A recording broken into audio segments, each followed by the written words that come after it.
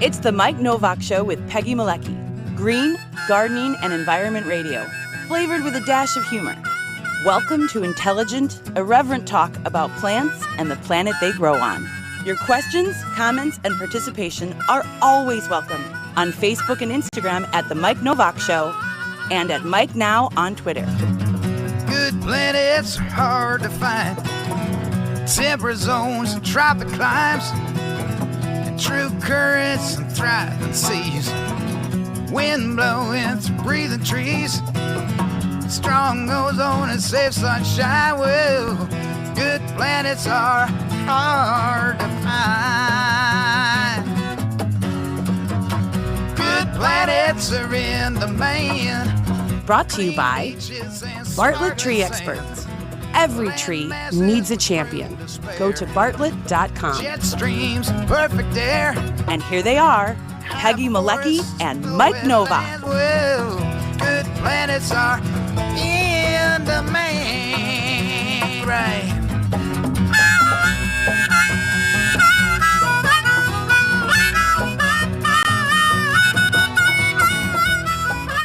And there they are, a couple of the beasts in our world, at least the two beasts in our world. And of course, my beast has gone away and hid, and your beast is on the porch, right?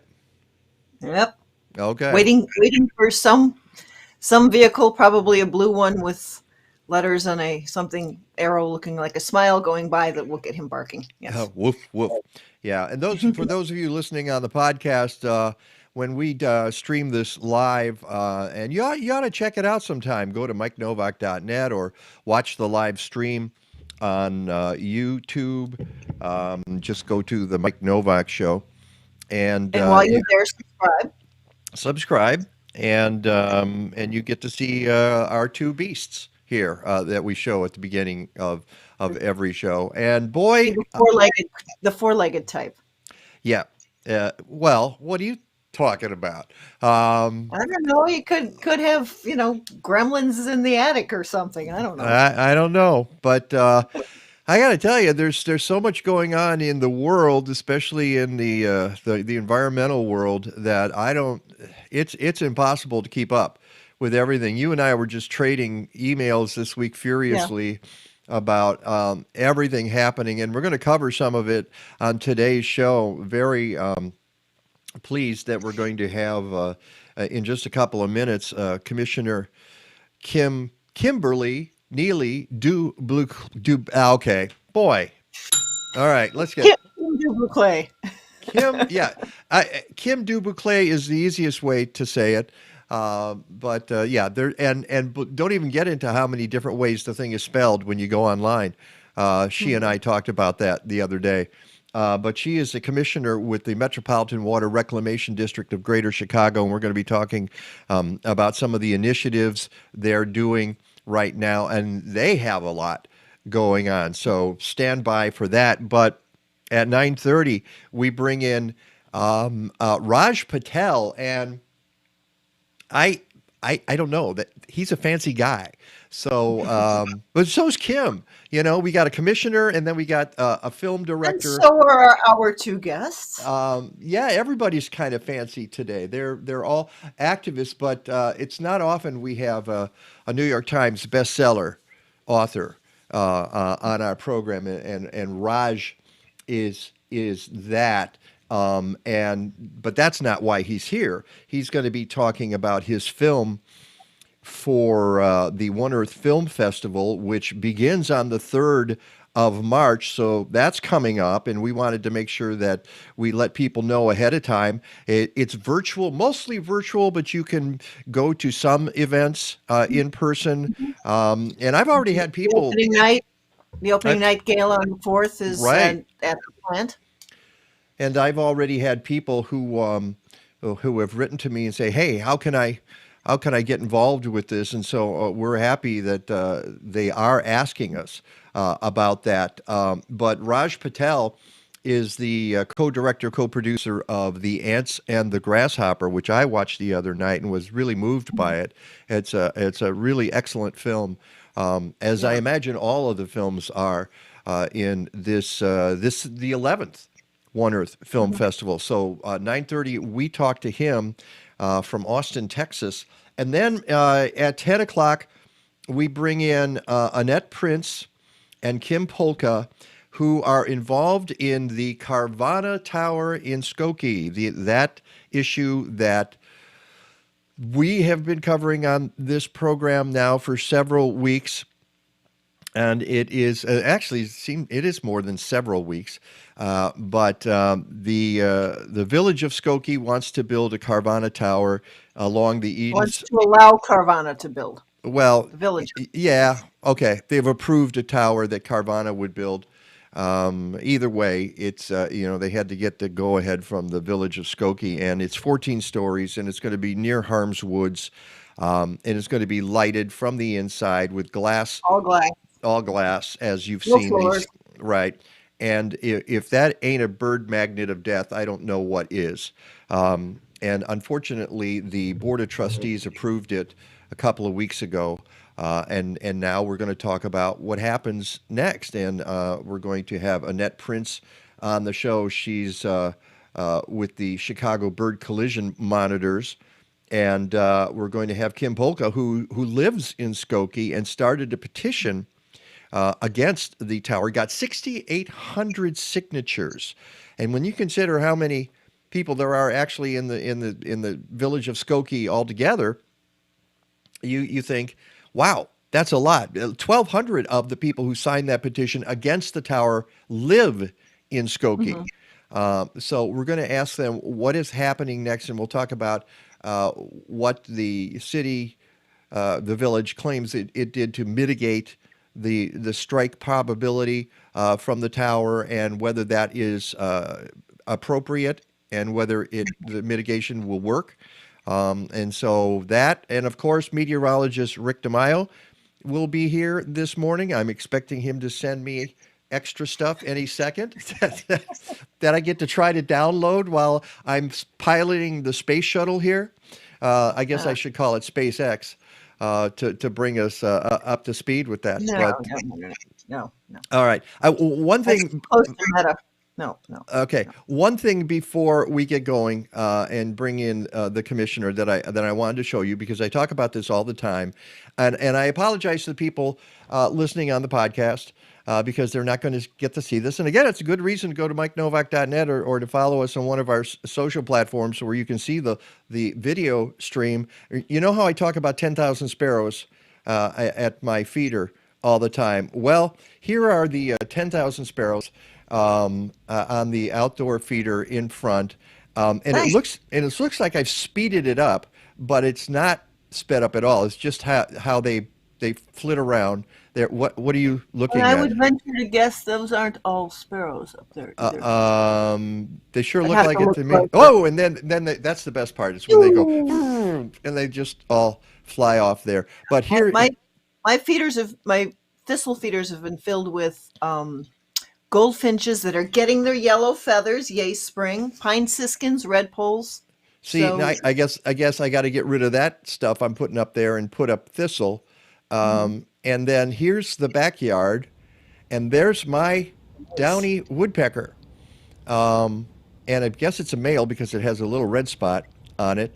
And you can see this guy. He's on the snag there in my yard. That's a dead heptacodium that he's that chirping is not him. You'll hear him chirp a couple of times, just sort of a cheep, cheep. As he makes his way up the snag there and the trunk, but that is the coolest thing is when, and I feel like I've got my own downy woodpecker. You've turned into a bird watcher. Oh, and there are cans of corn that know more about bird watching than I do. Okay, but you're out there. You're looking. You're identifying which woodpecker you've got up there. Great. Trying to do it. I can now identify a house finch, so I know what they look like, and they're that guy. All right, but here's the other thing that I'm gonna pop on, and this is what usually happens at my feeder. Whoop, whoop. It's the squirrel who They got to eat too. watch this. They're really good at climbing, right up that thing. And oh yeah, look at that! It's a bird feeder. I think I'll just kind of grab onto that.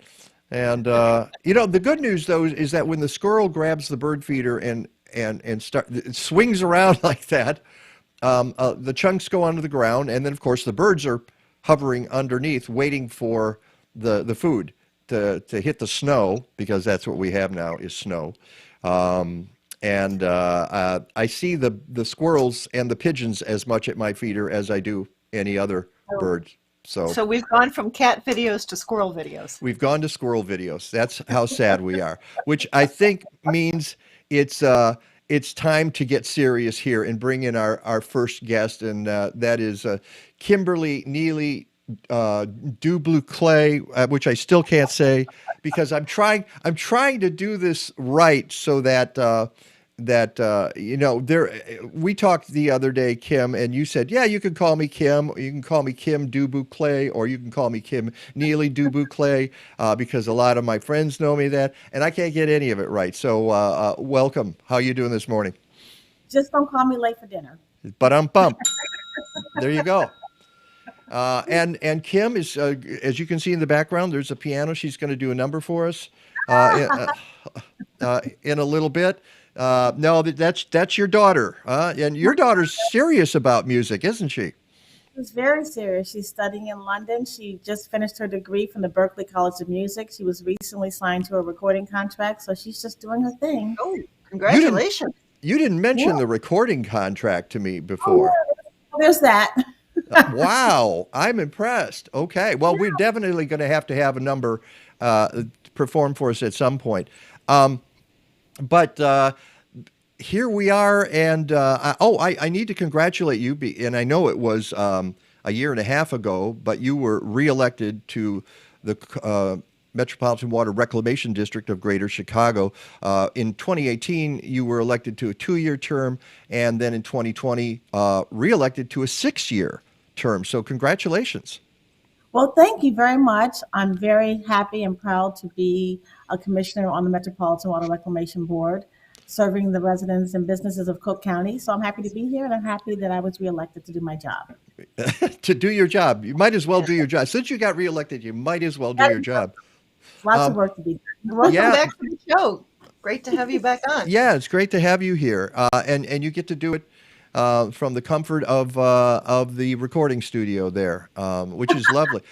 In fact, I should bring in look at how lovely that is with the piano and the table in the background. It looks great. So why don't you very briefly, because as you and I mentioned the other day, Kim, there are many people who have no idea what the MWRD does. Why don't you explain your mission a little bit?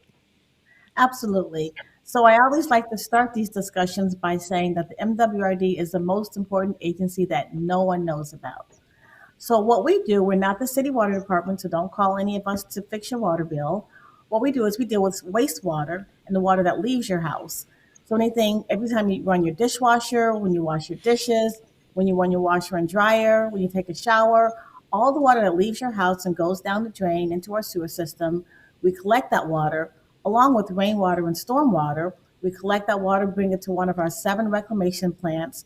We clean it and we reclaim it and make sure the wastewater doesn't make its way back into our fresh water supply, which happens to be Lake Michigan. And I'd also like to say that the Great Lakes, most people don't know, the Great Lakes supply 70% of the United States freshwater supply. So we are sitting on one of the world's greatest resources right outside of our window. And it's our job to protect it and make sure that it stays clean and safe, and that we have safe drinking water. Because as most Chicago and Cook County residents know, our drinking water comes from the Great Lakes, but more specifically Lake Michigan. Right. And Kim, excuse me a second, do you cover just Chicago and Cook County, or are you further? No, we just cover Cook County, most of Cook County, like 98% of Cook County. Oh, that's interesting. Where's the 2%? I'm going to give you the numbers. We cover 882 square miles, which includes 128 suburban communities and about 10 million people 10 million people each day, which is about 5 million Cook County residents. And that's a huge responsibility when it comes to, clean water. Like you said, you don't deliver the water, but you're responsible for the water that flows out and making sure that is cleaned and is able to be reused. So before our agency was created, when someone would flush the toilet or there was a big flooding event, the water would drain directly into the Chicago River, the wastewater, and then the wastewater would then flow directly into Lake Michigan. And you can imagine the problems that would.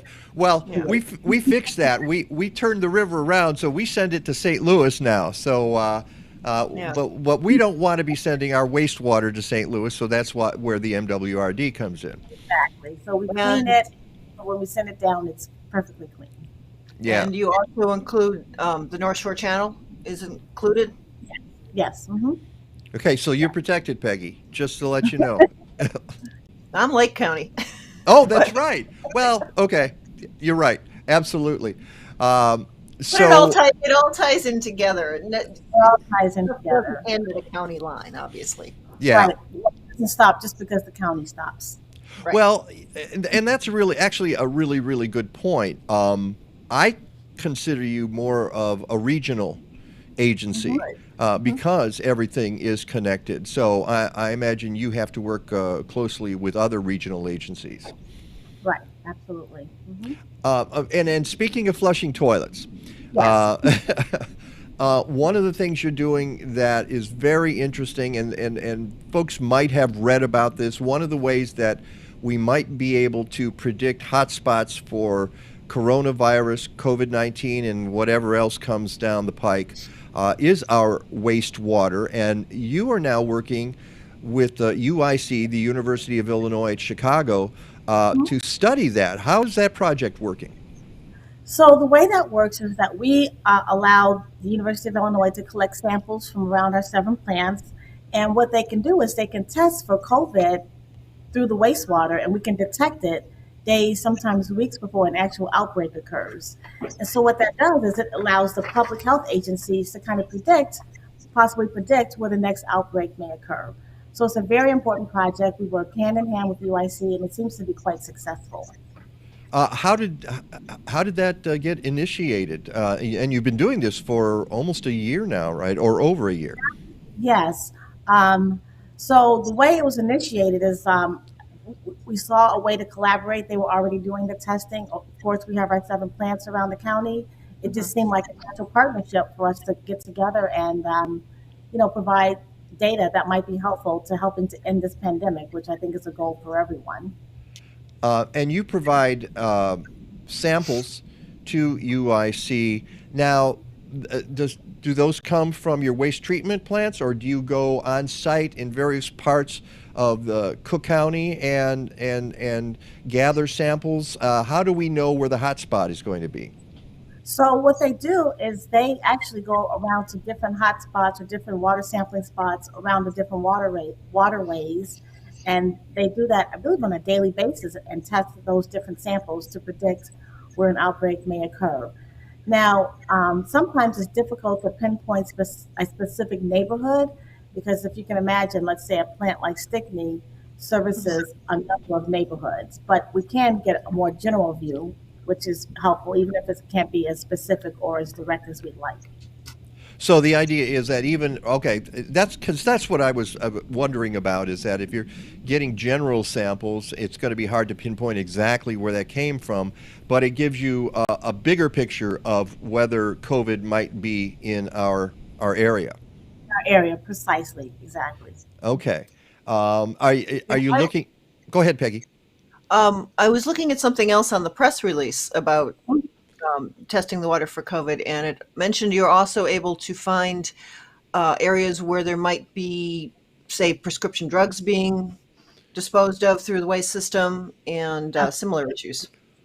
Yes, and so prescription drug issues going down the toilet is a really big issue for me. I was raised I was told when I was raised to flush your prescription medicine down the toilet. And as we've learned, that is a big no-no because when you flush a drug down the toilet, we cannot clean out antibiotics or other, very strong prescription drugs from the water, wastewater, so it actually stays in there. So we have really taken on a leadership role in pushing a lot of our drug take back programs so that consumers are number one, educated so that they know not to do that.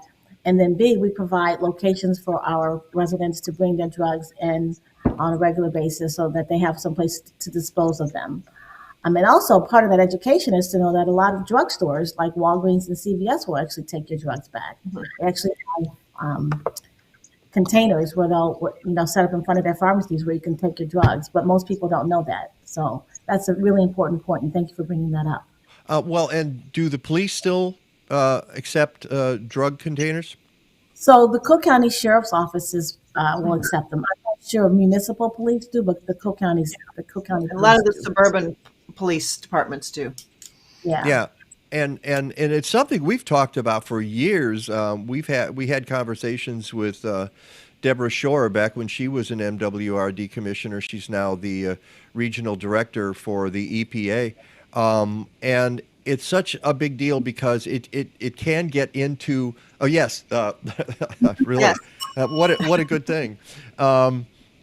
It gets into our water supply, and it's really hard. It's hard to measure, and it's hard to know what the impact will be. And it's hard to clean it. And not just on people, but on all the fish and all the other water creatures and everything else. Yeah. To your point, because drugs are controlled substances, they actually have to have a uniformed policeman on site when they're collecting the drugs.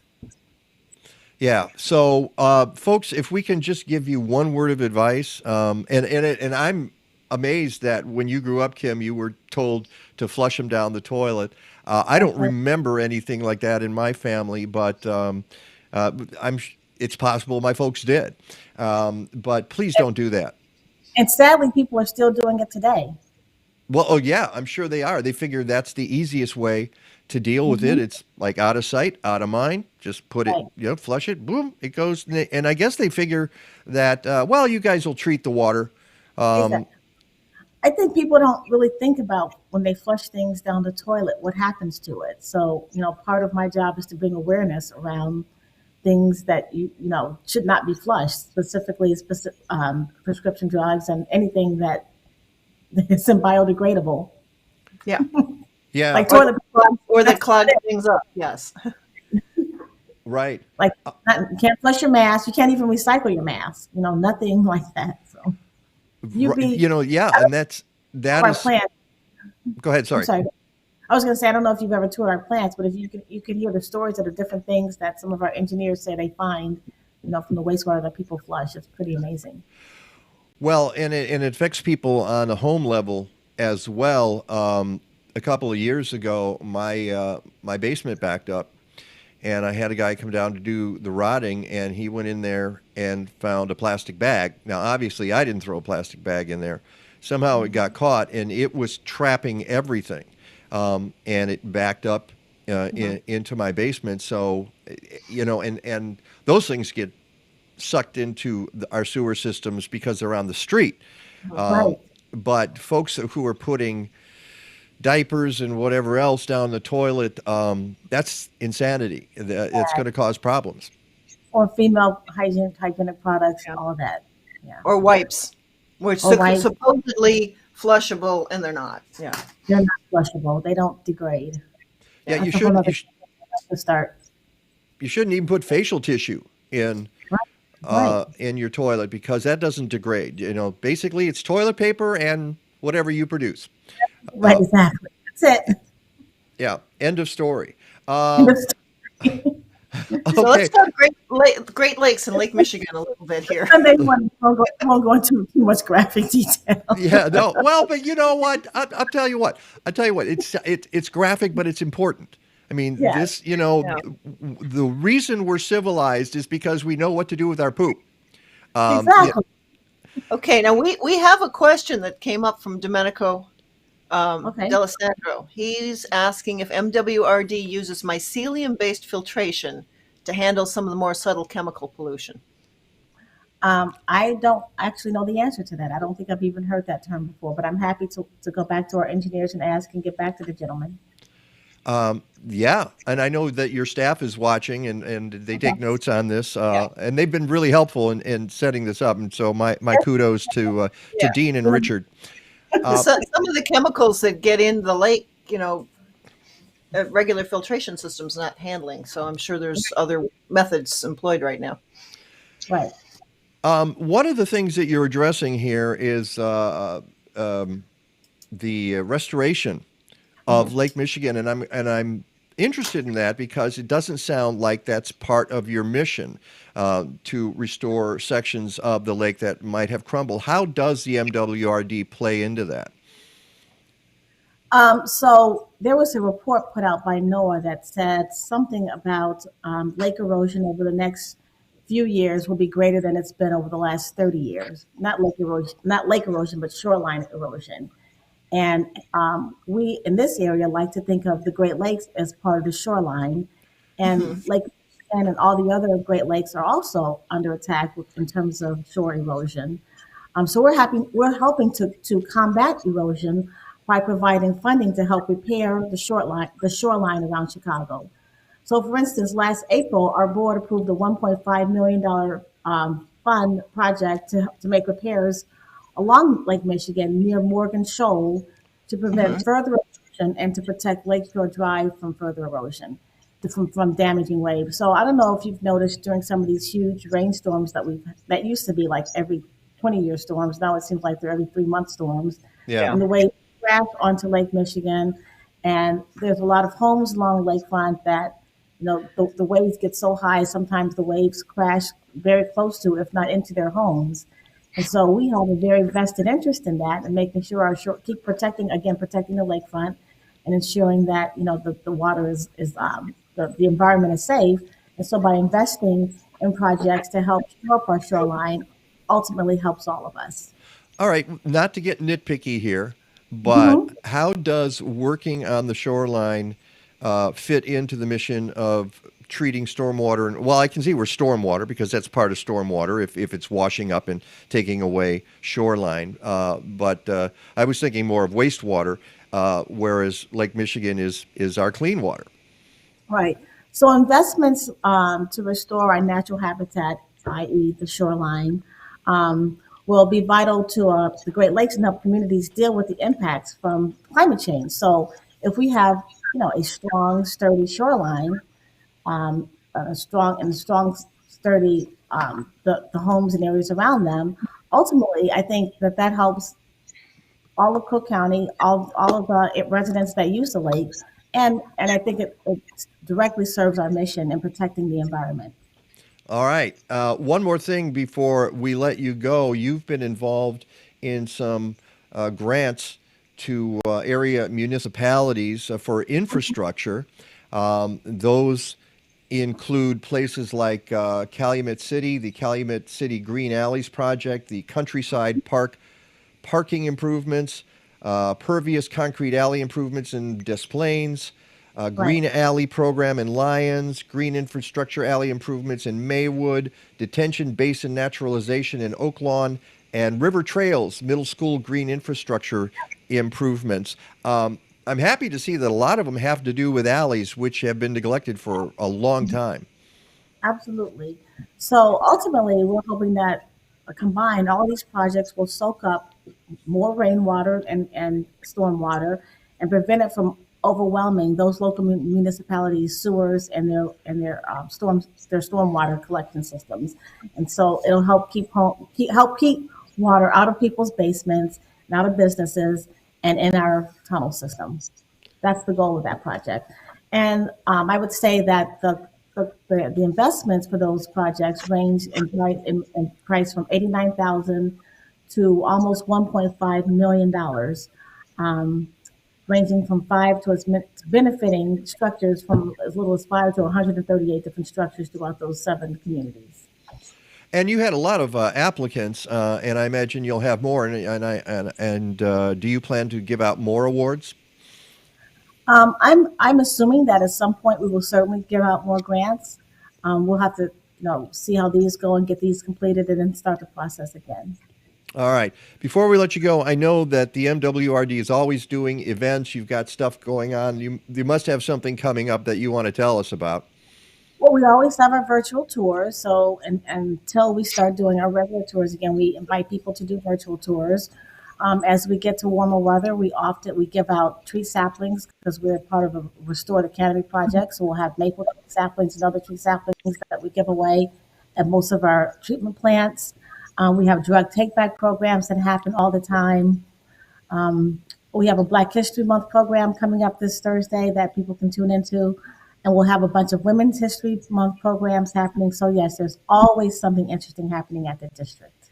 Yeah, and if folks want to find out more about this, all you got to do is go to MWRD.org. And it's all there. One of the things we were going to try to do, what? We also give out mulch or it's not called mulch. Compost. I'm having a brain. Compost. Thank you. Oh, compost. Thank you. Compost. Yeah. Are you doing the rain barrel programs this year too? We're in the rain barrel program, so lots of giveaways, lots of things for community organizations and residents. So please log onto the site or give the office a call, and we'd be happy to help any of our residents with any of those things. Kim, Neely, Buclet, thank you so much for joining us again. It's always good to catch up with what you're doing at the MWRD, and we'll bring you back. We'll talk some more, and we hope at some point to be able to give away a rain barrel on this show. So maybe we can arrange that, huh? Can definitely arrange that, and a concert with my daughter. Absolutely. Okay, I'm ready for that. Kim, thank you so much. You have a great Sunday. Okay. You too. Bye-bye. Oh, okay. It's the Mike Nowak Show with Peggy Malecki. We're going to the One Earth Film Festival next, so stick around. From spring seed and soil treatments to summer foliar feeding to fall stubble digesters, Blazing Star provides microbial tools from tiny biologicals for natural and organic farmers. They have solutions for home gardeners too. And Blazing Star offers agroecological education and consulting, especially for permaculture work in zones 4 and 5. Learn more about these great folks at blazing-star.com. A wave of catastrophes is steadily approaching. We must turn the tide and act now. Let's try this again, shall we? Let's work together and turn the tide on climate change. Let's nurture our land and support Earth's magnificent creatures, even the small ones. Let's turn the tide on choking air pollution and cut down on useless waste. Let's protect our old-growth forest and heal our burning planet. Let's turn the tide for our children.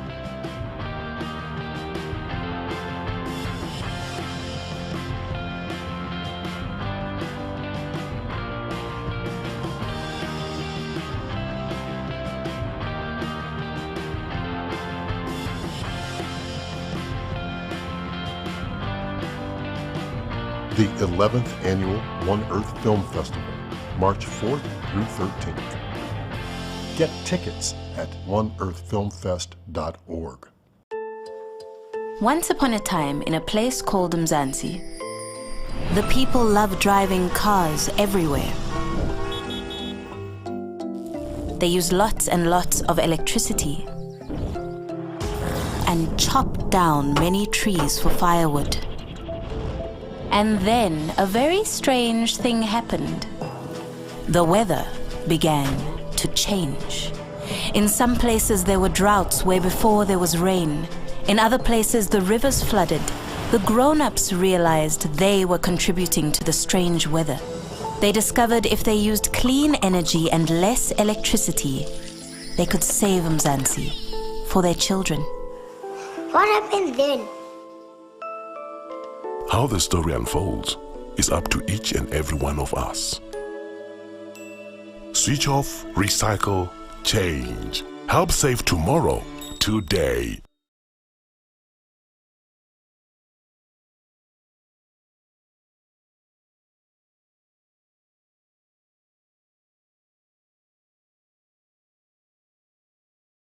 And of course, I got this completely wrong Yeah, I'm because there twice. yeah, you're there twice, and there's your picture. Let's go back to this and set this up. I just realized I'm watching the thing, and I'm go, wait a second, that's not the right setup. I need to have Raj in there, and there he Rounded. is. There's Raj Patel. And there I am. Yeah, there you are. Hello, Mike and Betty. This is the danger, Raj, of doing these things live. And Wait, where did I go?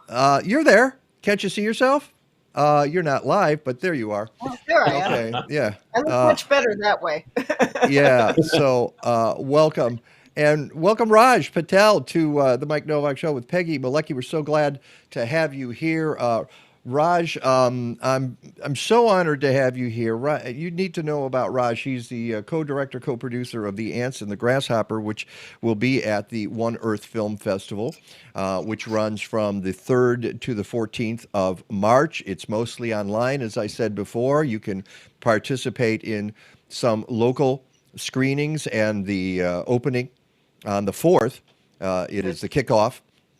But Raj is a James Beard award-winning activist and New York Times best-selling writer. He's testified about food and hunger to the United States, the UK, and EU governments. And his book on the food system, Stuffed and Starved, has been translated into a dozen languages. You're also the author of The Value of Nothing and 7 Cheap Things in 3 minutes, 45 seconds. One of the best titles ever. But as I wrote on my blog, and folks can go to MikeNowak.net to see this, I think the thing that impresses me most about you is that you've been tear gassed on 4 continents protesting the World Bank and the WTO. So it's like a friend of mine, well, my partner, Kathleen, she wrote a book that was banned in South Africa. And she always had that on her resume. Now, this was during apartheid. And that was one of the things she was always proudest of. And that says something. If you're being banned, it means you're making noise, and you're scaring people. And that's a good thing. And it's not like the banning books here in the United States right now. Now that's a different thing. And I don't know if you noticed, Peggy, but I've got my new. If you look in the lower right corner there, it'll pop up at some point. We've got a new slogan about reading banned books. And I was also going to point out in your newest book, which I see behind you, Inflamed. Yes, that's right. Thank you, Peggy. And tell us about that. What's Inflamed? Inflamed, in short, you will have noticed that you or people that you love are increasingly being diagnosed with inflammatory diseases, whether that's sort of irritable bowel syndrome or anything from sort of Alzheimer's to certain kinds of cancers are inflammatory diseases. And what I and my colleague, Dr. Rupa Maria, do is explain why it is that we're seeing this sort of huge bout of inflammatory disease, not just through COVID, but even before COVID, there's a vast increase in inflammatory disease. But we're linking that to the fact that not only is your body inflamed, but our communities are inflamed and our planet is on fire too. And the reason that all 3 of these things is happening, your body, the planet, and our communities, has everything to do with the history of the world, really for the past 600 years. So we trace out how it is that this inflammatory disease is spreading, but also offer some ideas about how to fix it that aren't just about, eating differently or putting an app on your phone to stop yourself seeing blue light at night, but actually engaging in community activism to actually change the world. Which brings me to a question I have to ask you is, given your activism and the things you've participated in and the books you've written, would you consider yourself an optimist or a pessimist about the world right now? Well, there's a famous phrase about being an optimist of the intellect and a pessimist of the will. A pessimist of the intellect and an optimist of the will. So what that means is, look, you look at the world around you, and you've got to think, things are looking pretty bad. We were reducing our carbon emissions through the pandemic, but now things are just way back up like they used to be. Species kind of came back onto the street, but now we're running them over like it's business as usual. The 6th extinction is going on, and every intellectual bit of data suggests that we're still heading to hell in a handbasket. But you have to have an optimist of the, to be an optimist of the will, you need to be optimistic, because otherwise all hope is lost. And hope isn't just the sort of thing that you cross your fingers or you put it on a T-shirt and hope that your elected official will deliver it. Hope is what you do to make the world better. And I do see a lot more people engaging in activism for change, and that's practical optimism. So I think it's all right to be both, Mike and Peggy. I mean, you can't be self-delusional about the world we're in, but you can't be, you can't despair either. Well, you don't make films like the one you did if you're a pessimist, especially since it took you 10 years, and that's just an insane length of time to do. I hate to tell you this, Raj, but Charlie Chaplin was cranking them out one a week. Well, but we were following not in the footsteps of Charlie Chaplin, but in those of one of the great sons of Chicago. So Steve James, some of y'all may know as the director of that great Chicago film, Hoop Dreams. And Hoop Dreams took 5 years to make. And Steve was telling this amazing story of young black men in Chicago and the NBA. And it took him a very long time to put it together. So 10 years doesn't seem too long, particularly since he was there at the beginning and he set us on our path. And then the reason it took 10 years was because we started off telling one kind of story, and we had 3 or 4 years worth of footage from Malawi, a small country in southern Africa. But then it turned out that our lead character decided that she wanted to get behind the scenes of climate change. She wanted to know why, despite everything that she was doing in Malawi, in her village, to fight climate change, actually the big problems were stemming from here, from the United States. She wanted to come here. And so we figured out a way for her to visit, and then we figured out what the impact of her visit was over the next couple of years. So that's a 10-year project right there. Right. And one of the things you say about the film that it is so remarkable, you say it's a meditation on change in Malawi, in the United States, in a household far away, on a farm nearby. And you go to American farms and you talk to folks there. We'll get into that in a second. Yeah, and I have a couple questions on that too. So. I have lots of questions about that. It's a 10-year documentary project launched from the recognition that to defeat climate change, we'll need big transformative change. And I don't think people understand the kind of transformative change that is really needed. They, especially in America, we on our day-to-day lives, we tweak and we dabble, nip around the edges, and don't understand that that's not going to get the job done. But you again say we ask whether such change is possible and what it would look like. We found answers to both, and more than that, we were changed in the making of this film, because the film itself evolved as you went on through 10 years, didn't it? And you had to take it past COVID. That's right, Peggy. So yeah, I mean, the film originally was going to be a story about how change happens in Malawi.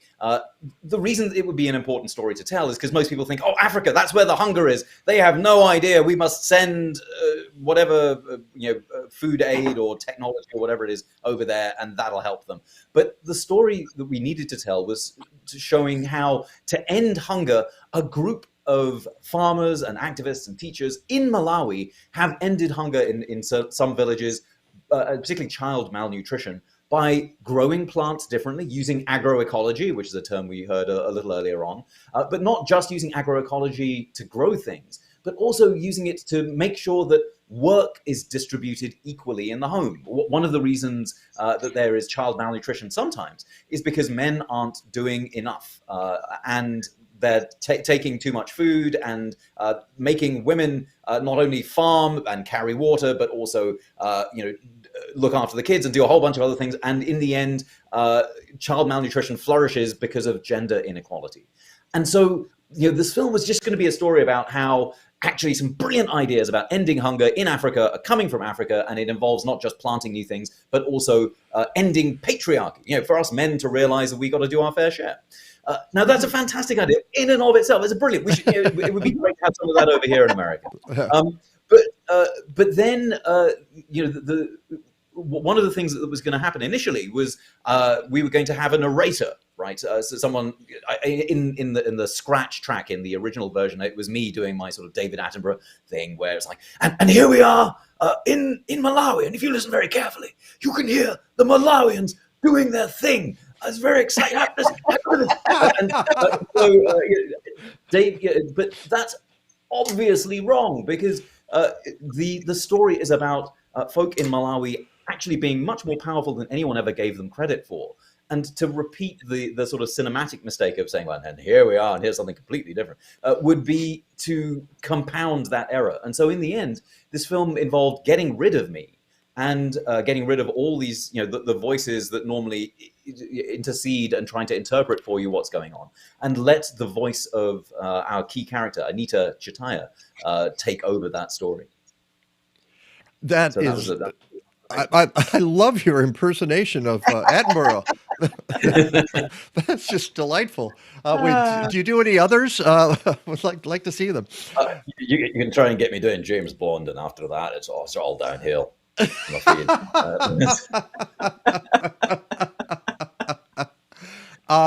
But you're right. You could call it. As I'm watching, I'm saying to myself, this is a feminist film. It's a social justice film. But I guess you could say that about any film that's about environmentalism is a social justice film, because it affects us all. And that it always raises that question, is that if we don't change now, when are we going to change? How are we going to change? Can we change? And the fact that you changed yourself and your approach to this film is remarkable, and it turned it from this vision you had at the outset to something completely different, as you say, and now for something completely different. So let's talk about I know, Peggy, you want to, well, I'll let you jump in, Peggy, because we have questions about the part of the film where Anita comes to America and talks to farmers, and to mostly farmers, and the people who are working on their farms. Right, exactly. Did you have a specific question, Peggy? Well, one of my questions, I was just curious as I was watching it, because the farms were primarily Wisconsin, Iowa, how the selection process, how you chose what farms to bring her to. So what Anita wanted was to come to America and persuade all Americans that climate change was real, and that that we can and should be doing a little bit more than carrying canvas bags and drinking out of metal straws and driving Teslas.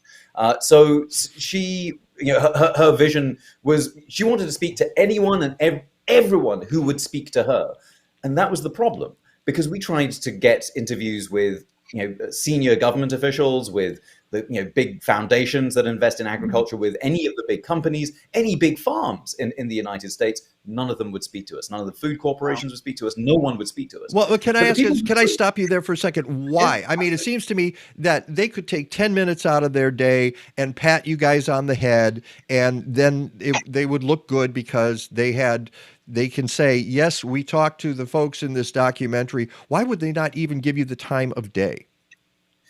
I mean, a couple of reasons. One, I am, as you mentioned in the introduction, something of a troublemaker, and it doesn't take much to realize that they would be in a difficult conversation, because I would be asking questions about, well, you say this in your corporate rhetoric, but actually it turns out X, Y, and Z in your corporate action. And, one could say that about any government agency or any large corporation. And they know that, I mean, that's never the sort of thing you walk into as a corporation, knowing that you are going to be smacked upside the head with the truth. And so that's they were wary. But then Anita has a theory of change. She says it in the film. What she says is, if you go to someone's doorstep with your problem, they cannot ignore you.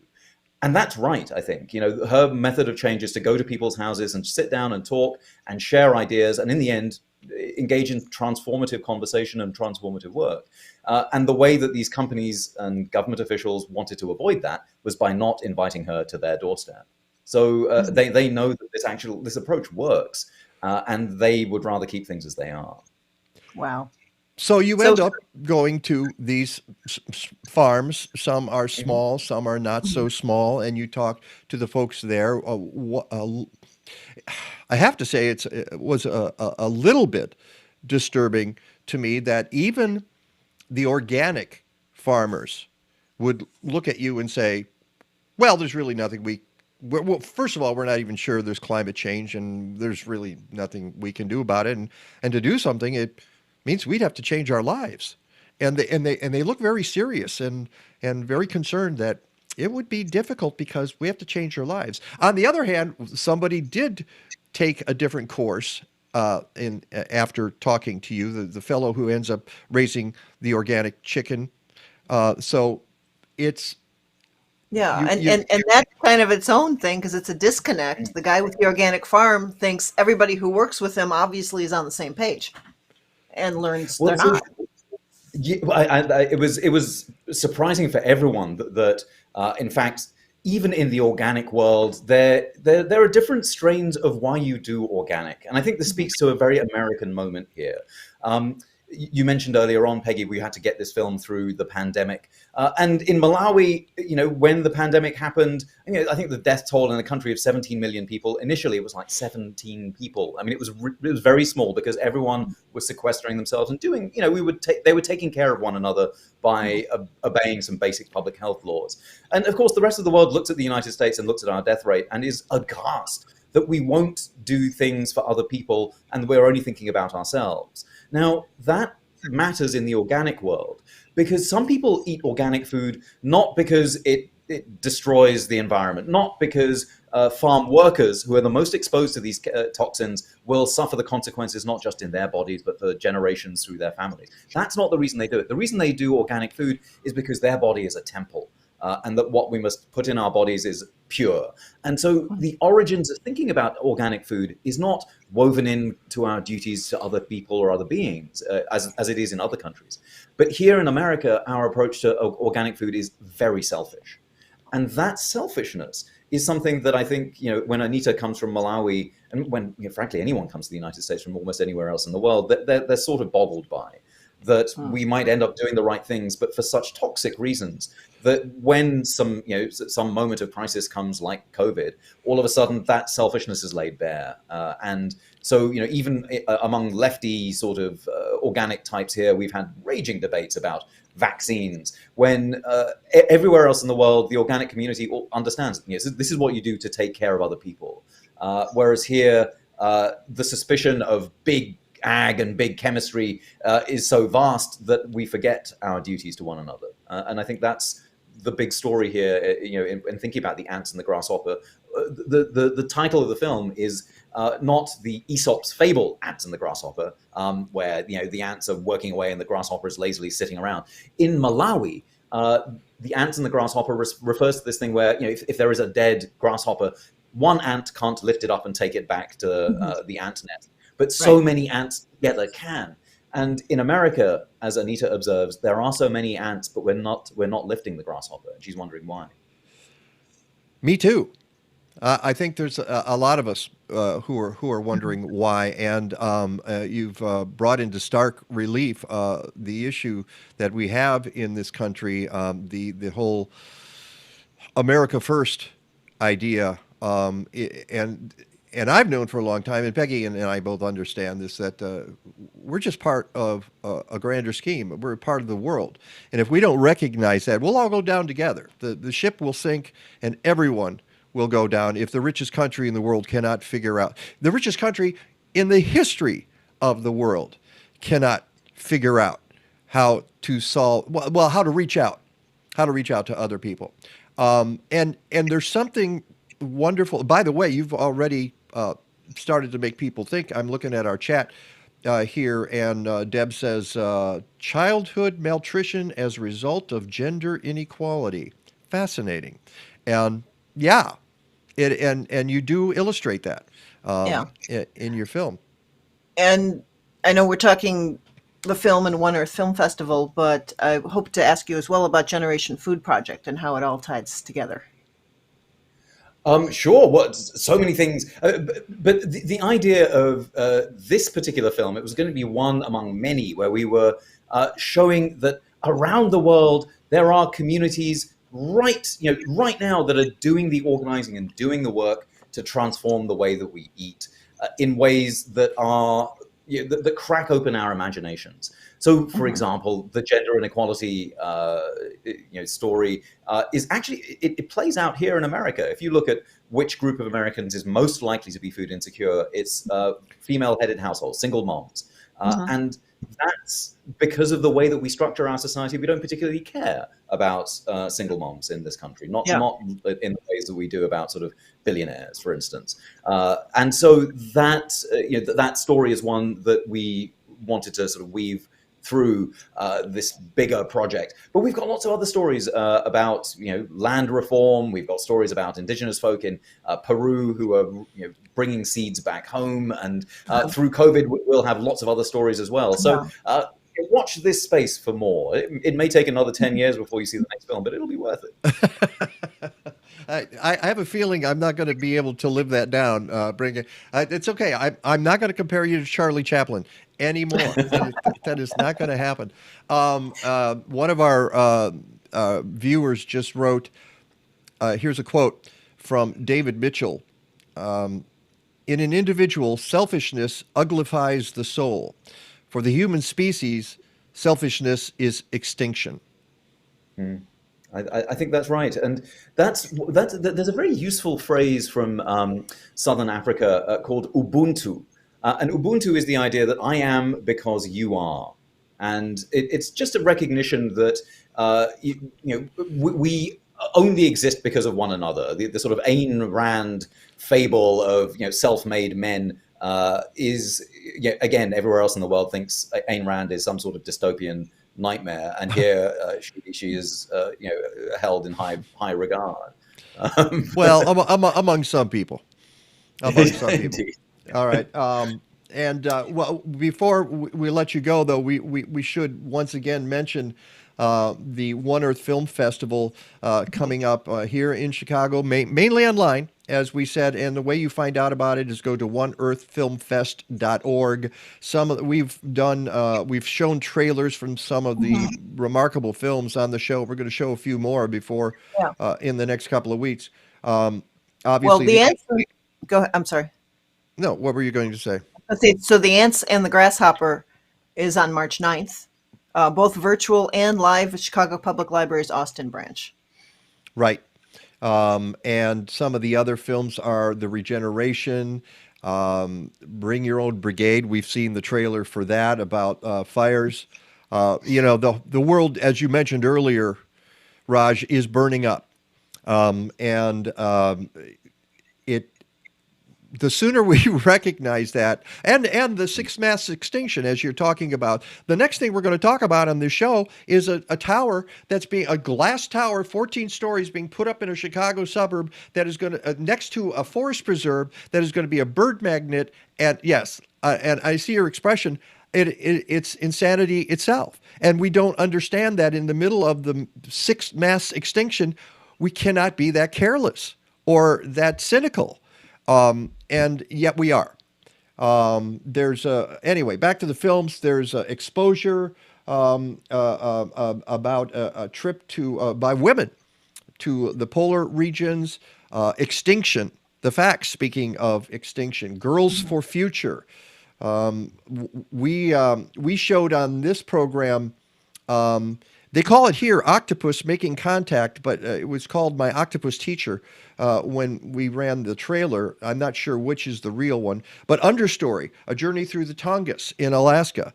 One of the great natural places left on the planet that, if some people had their way, would be cut down tomorrow, and without regard to what the consequences would be. All right, one of the things I have to tell you, Raj, is that we've already had one person say that, Raj, my favorite guest you've had on your show. All right. I'm feeling that way too. I'm going to ask a favor. Could we bring you back to talk about these issues in the future? Well, I'd love to. I'd be honored. No, we would be honored, but you have a lot to contribute, and I might make you do your Sean Connery again. And It'd be a pleasure. For you, I think I could do that. Actually.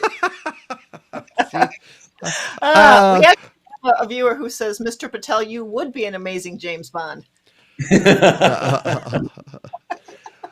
But I urge people to watch, to go to the One Earth Film Festival. And by the way, the films are free, but there is a suggested donation. Come on, folks, pony up, reach into you're Americans. You've got the cash, all right, to help out the One Earth Film Festival and to expand your horizons, to learn about countries outside of your own. And this is one way to do that. I urge you to watch The Ants and the Grasshopper and these other films. Be part of the One Earth. Oh, and I haven't mentioned the theme this year is Turn the Tide. Let's turn the tide. Let's turn, well, here it just says Turn the Tide. And that is what we have to do if we're going to survive. And I think it's a double message. It's also somehow about the pandemic. We need to turn the tide on that if we can. Stop being selfish. Get vaccinated. Think about the rest of the planet, not just yourself. And we need to turn the tide on climate change as well. So anyway, you don't need to hear me talk. We want to hear Raj talk some more. And so we're definitely going to invite you back. Looking forward to it. All right. Thank you. Thank you so much. And have a wonderful day. Good luck with the projects coming up. Oh, and by the way, I invite people to go to Raj's website. It is Raj Patel, RajPatel.org. It's linked to my blog post, so you'll have all of the information there. You can see what he's up to. And we'll talk again, I hope, soon. It's the Mike Nowak Show with Peggy Malecki. We'll be back to talk about that bird tower of death when we return. A garden designer once told me, start with winter when choosing your plants. And I can see why. Here we are, the middle of January, it's freezing cold, and looking around, there's just not a whole lot of appeal in the way of color. As the holiday season wraps up and we're taking our lights down, it always cheers me up to walk past this plant, Ilex verticillata, otherwise known as the winterberry holly. Now, the berry from a holly can bring a little joy into any landscape, but what makes this species so spectacular is it's deciduous. So these wintertime berries don't share the spotlight with any foliage. It's a true eye catcher, but realize that it's not just catching your eye. The birds will make an absolute feast out of these berries. But with any luck, this fruit will persist well into the winter months, and even into springtime, depending on where you're at. It's native from as far north as Nova Scotia, all the way down to Florida, and as far west as Ontario, Wisconsin, and Missouri. Now, it prefers the wet, swampy areas, but I've seen it do well in a variety of landscape situations. We planted this one right next to the downspout, and it's doing just fine. Now, Ilex verticillata is dioecious, which means this is a female plant, and it requires pollination from a male plant. The male plant should be planted within 100 yards or so of this one, otherwise the berries won't be produced. They'll do okay in partial shade, but they'll do much better in full sun. As far as the concerns for this plant, I mean possibly some fungal disorders, but nothing that can't be easily managed. And also easily managed is the pruning. This is not a giant. They'll get about 6 to 10 feet tall and roughly about the same in width. So I would encourage you to consider one of these plants in your landscape if you're anywhere from zone 3 to 9. It's a great winter plant that stops you in your tracks and might bring a little bit of cheer to an otherwise bleak winter's day.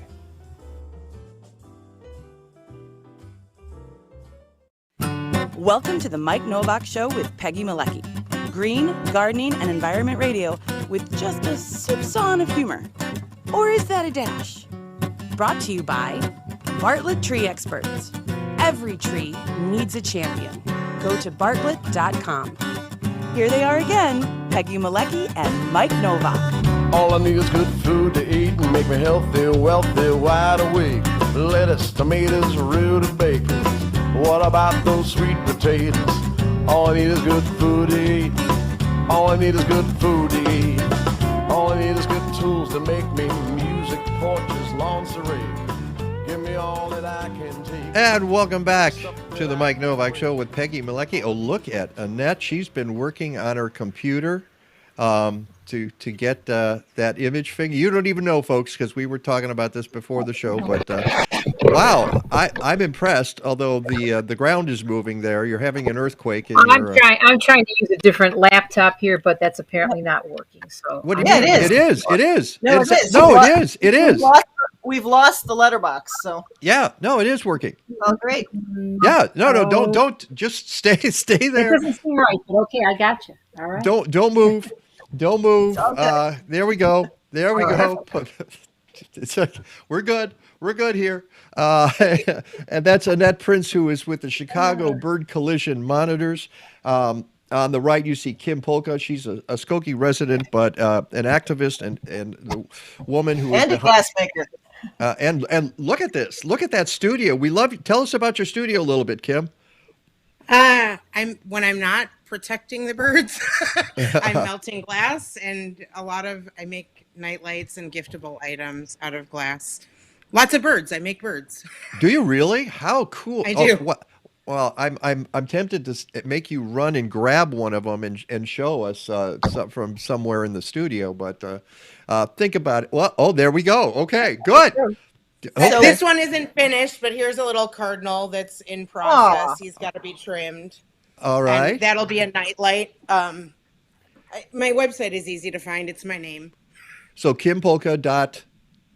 KimberlyPolka.com. KimberlyPolka.com. Should I have called you Kimberly instead of Kim? You can call me whatever you want. Yeah, Kim is fine. My friends call me Kim. You're my best friend now. Okay, great. I call you Effective. All right. Trying. You started a petition to have the Board of Trustees in the Village of Skokie reconsider putting up this Carvana tower.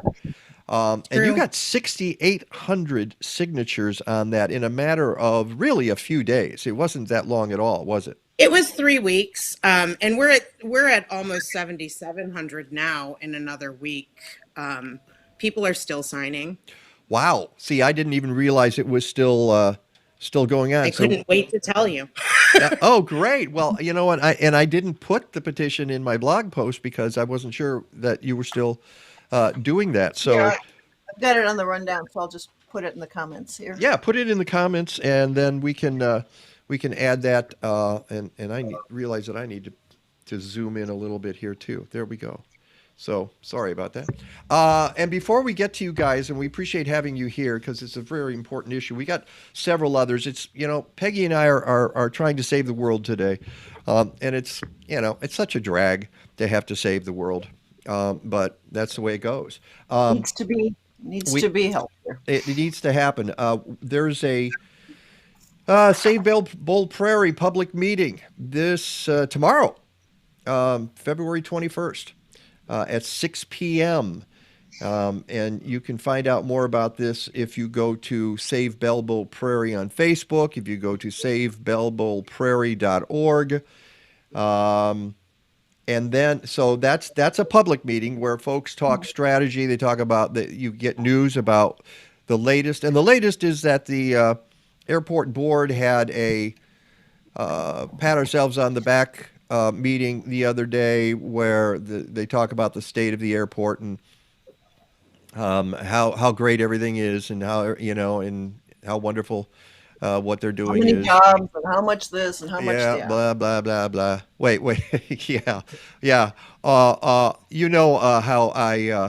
I react to that. Blah blah blah blah blah blah. Okay, so there you go. And I haven't even played Picard yet, so we might have coming. That's coming at some point. But at any rate, you'll find out at this meeting tomorrow night at 6 p.m. You can get on Zoom and be part of it. You'll learn what's going on. As of now, nothing's changed. Nothing's changed. It looks like, I don't think the bulldozers will be rolling on the 1st, but you never know. On March 1st, it's hard to say, because the airport authority continues to behave as if nothing's changed. So except it's still in the courts, and we don't know what will happen. But there's also a rally on Thursday, the 24th, at Rockford, at 60 Airport Drive in Rockford at 4 p.m. And then there's the Greater Rockford Airport Authority board meeting at 5 p.m. So the idea is to get people to show up for both of those, with one and the same, and then you stick around. You go to the rally and stay for the meeting. So that's happening too. And Peggy, in a related issue, you have information about Waukegan. Yeah, thanks to we've had a brief mention on the show a couple times, and thanks to Robert for putting up in the comments here. Cheryl DeVore, today's Chicago Tribune, front page, every runway. When should public land be sold? Environmentalists say rarely. Forest Control officials say deals can benefit communities, and this has to deal with Waukegan Airport looking to buy 52 acres of the Savannah from the Lake County Forest Preserve to expand the airport in Waukegan. Front page, Chicago Tribune today. So I'm sure we'll be talking about this very soon. You know, and this is exactly what Raj was talking about just a few minutes ago. It's and we talk about on the show all the time, one after another. There seems to be no recognition that you could possibly be doing damage to our planet by gobbling up and paving over all these lands, right? Or by putting a 14-story tower in next to a forest preserve. What could possibly go wrong? So, for folks who are not as well versed on this as we are, all four of us are, Kim, I want you to start. If you can give me sort of the very quick version of all the steps that have happened in this issue in Skokie, so people have a sense of exactly what's going on. Can you do that for us? Of course. Started with a November 18th, as far as I know, when people concerned about the birds became aware, started with a November 18th plan meeting where the Carvana Tower was approved, but on a condition that they would address four things, one of which was bird strike mitigation. They came back on January 6th to the Plan Commission, and they had all of these letters from experts that had been gotten from around the country by Annette and another Skokie resident named Bob. And while every expert was saying full tower coverage and lights out during migration, Carvana was proposing less than, it was a little more than a quarter of the tower at 53 feet or 50. Okay, hang on a second. Annette, you're moving your computer. I'm going to have to mute you if you're doing that because it's overriding the sound. Sorry, I'll put myself on mute. Okay, well, I've got it. Okay, back to you, Kim. So that was where I got really amped up, because I really believed if they had these letters from experts, which I consider Annette expert, I was sure when the village had the science, if Carvana didn't want to follow the science, that the village that I live in would follow the science. And that was clear that did not happen. They came back with pitiful mitigation that would not have really addressed the issue. It was not what they were supposed to do. And specifically, what was the mitigation? So the mitigation that was recommended by every expert that sent letters, and we're talking about regional, state, and national experts. We have Dr. Clem, who's been studying birds for 48 years. And then we have Illinois Department of Natural Resources, IDNR, and everyone in between. Illinois Nature Preserve Commission, Friends of the Forest Preserves. I mean, there's an entire packet of letters that went to the village and that Carvana had seen that said full tower and lights off during migration. Carvana absolutely refused to do lights off.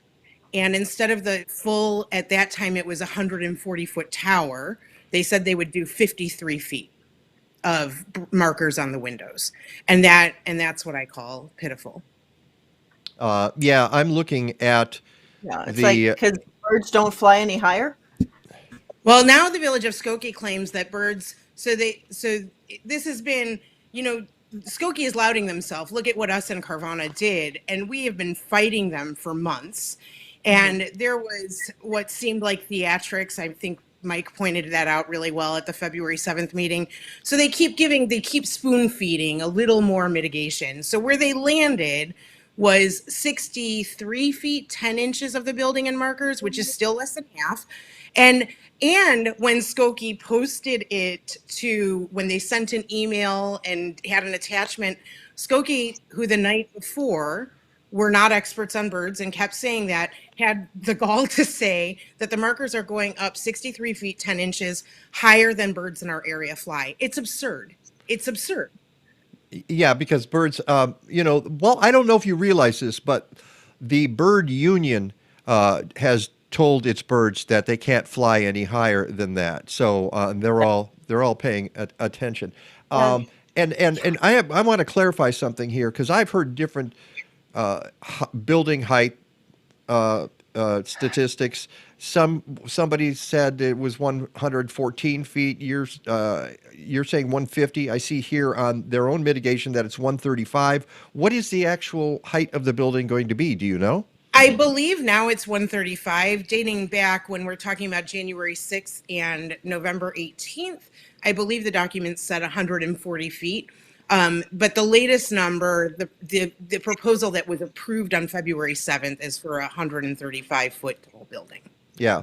And you sent me the Skokie, Village of Skokie Carvana development mitigation measures that they agreed to at the meeting, which was basically kabuki political theater, because there were hundreds of, and I don't know if there were hundreds. I'd be interested in how many people actually showed up. I don't know if you did a count, but there were a lot at this meeting, and they were packed into the halls. As a matter of fact, here is a shot of what was going on. This was the meeting room that was jammed, and then there was the overflow room here where people were sitting around and viewing the proceedings on camera. So the bird Plus mitigation. everyone protesting outside. Well, no. The protesters came inside. There are plenty of people who emailed me who watched on YouTube, and there were people who stayed outside because they were concerned about COVID. Yeah, and I don't know if you understand. Something happened to me, and I don't know if it happened to everybody else. I was watching the meeting, and suddenly the signal went away. So you're nodding. What was that, Annette? It went back. Oh, I'm sorry, Annette. I've still got you muted. I apologize. Here we go. Say yes. You were saying. I just said the feed dropped at one point. Right, and then I had to scramble. I couldn't find it for 20 minutes, and I was really unhappy about that. But I finally did. I kept refreshing, and then I had to go out of the. Later in the evening. I went out of the browser and then back in, and then finally it was there, and I thought, okay. I mean, I know those things happen. They happen to our show here. Okay, I get it. But still, it was really frustrating. So anyway, the bird mitigations that they came up with at this meeting were between 11 p.m. and 6 a.m. internal and external lighting, as well as all signage, will be reduced to 50% of what is allowed by village code, southwest and north elevations, not east, because that's what they want. That's facing the Edens Expressway, that's their work around the billboard. But and that is another thing. There's so many things wrong with this. The bird strikes are one of them. The flaunting the law, the agreement among the north suburbs with the Edens Expressway that there be no billboards. This is a billboard, folks. This is as clear as day. It's a billboard. All right. So this is flouting that law. Right next to the Optima apartment complex down the street from the Holocaust Museum. Right. And then they say during bird migration season, March 15 to June 15, and then August 15 to November 15, internal and external building and sign lighting on all elevations will be turned off between 12 a.m. and 7 a.m. because, again, as birds know, the bird union decreed that they should not fly before 12 midnight. Um, and the bird deterrent, Carvana will install and maintain American Bird Conservancy approved 2-inch by 4-inch patterned window markers to the exterior of all glass surfaces on the building up to 63 feet 10 inches high, because as we know, birds never fly higher than that. And on and on and on.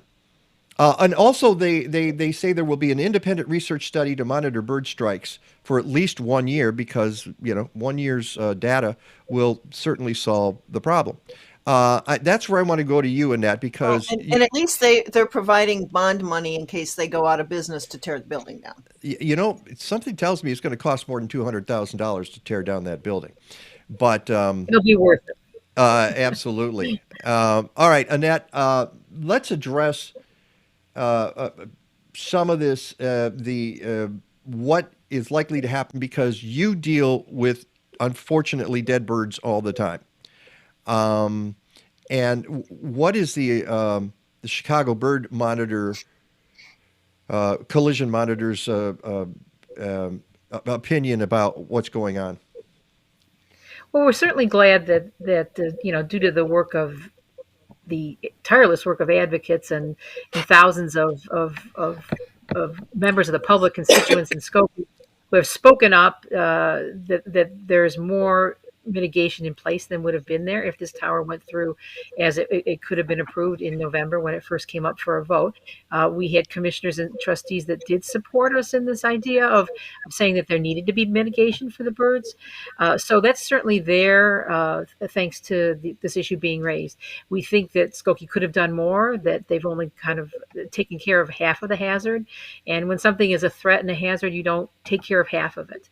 You don't fill half of a pothole and say, well, we hope that cars only hit the half of the pothole that we fixed and that nobody gets hurt or damaged on the other half that we weren't willing to completely mitigate.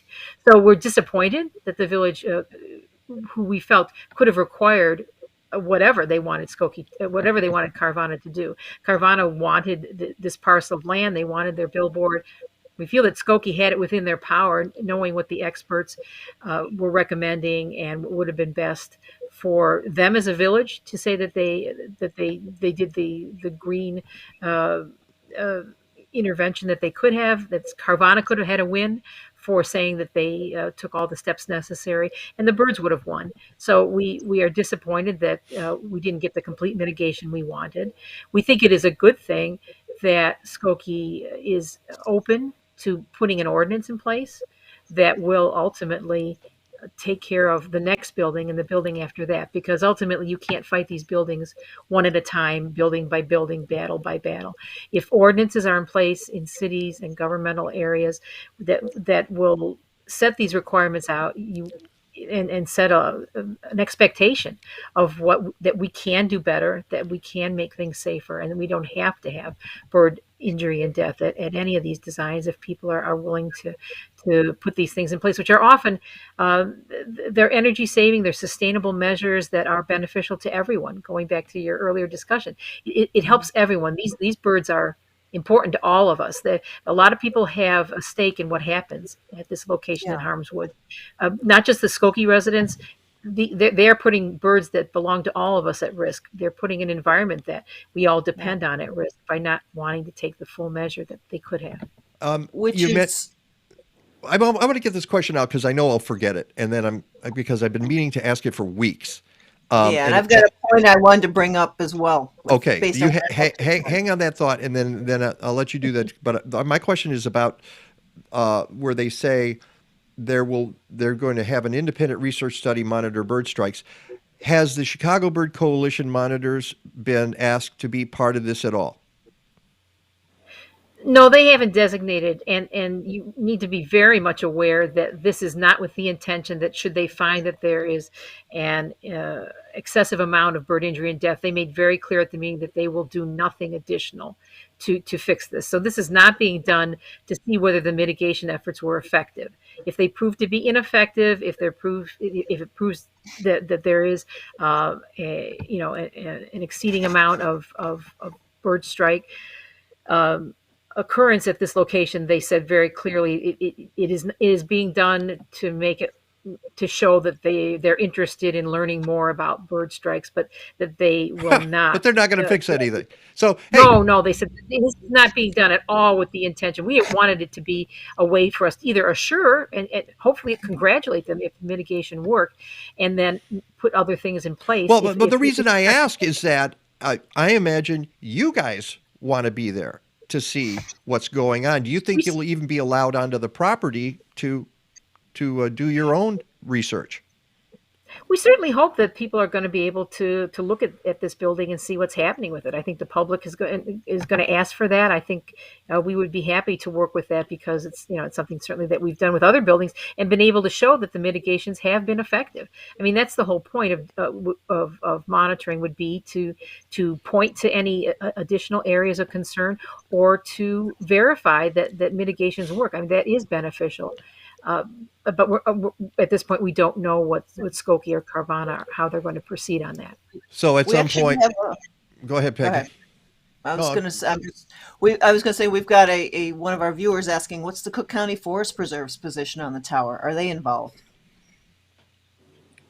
Oh, can I answer? Yes. Oh, Kim. I mean, I have my theories. They have not had a position. I reached out to, I guess it's the president of the board. Somebody gave me his contact information. I tweeted him.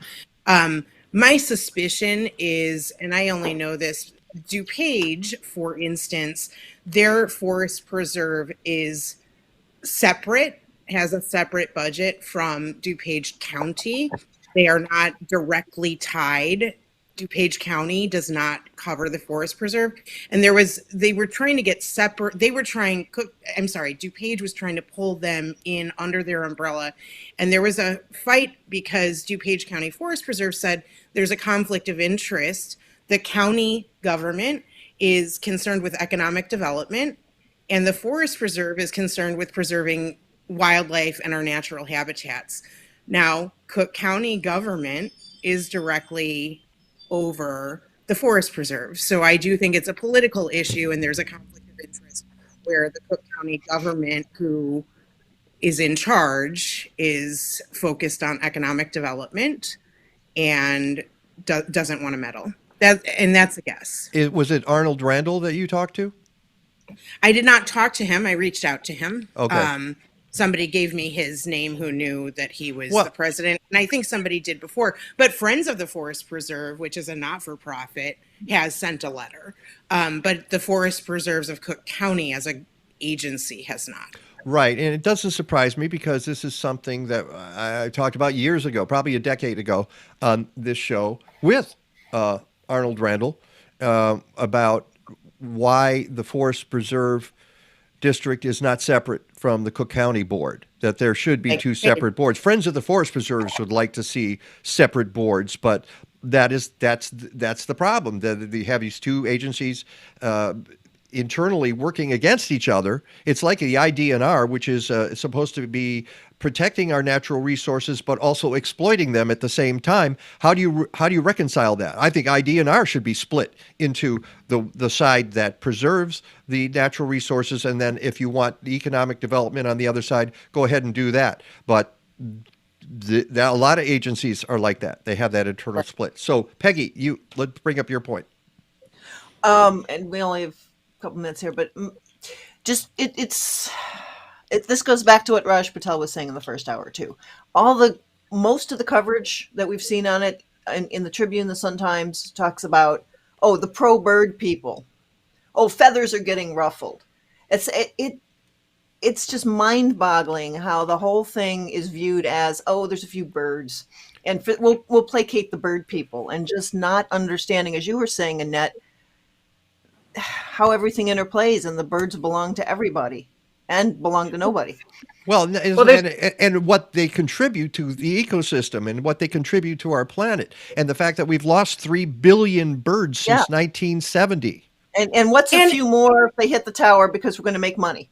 And it's infuriating to me as a Skokie resident. And I actually did meet with a trustee last week, and I said that to him. I said, the mayor, referring to the Skokie birders, Carvana referring to the bird people feels to me like they're trying to dilute. I'm concerned about our environment. The birds are a part of our ecosystem. If this tower was a danger to caterpillars, I would be doing a petition to save the caterpillars. Yet they're trying to box everybody in as if it's a very segregated issue, and it is not. I live on the opposite side of Skokie from where that tower will be. I would be fighting for the coyotes, the foxes, the fauna. I care about our environment, yet they're diluting anybody who's speaking out to it as a Skokie birder. And I also want to point out before you cut us off, that don't worry about it. All right, that's all the time we have, folks. Before public comment, the mayor said, and you were there, Mike, the mayor said, we're not going to save the planet tonight, folks. I don't know if that was a poor choice of words or him showing his hand, but it certainly tells me how he was thinking. It was both. And I was there to do our part to save the planet. Yeah. And I just don't think that they find that as important as anything else. Right, and it seems like after a couple of days of blowback, where the board of trustees realized, this is a live wire. This is we got involved in this. Then the spin machine came out, and since then. They've been they're breaking their arms, patting themselves. I worry about their arms because they're patting themselves on the back for, we have now the strongest mitigations in the entire world for birds. They didn't exactly put it that way, but it sort of feels that way.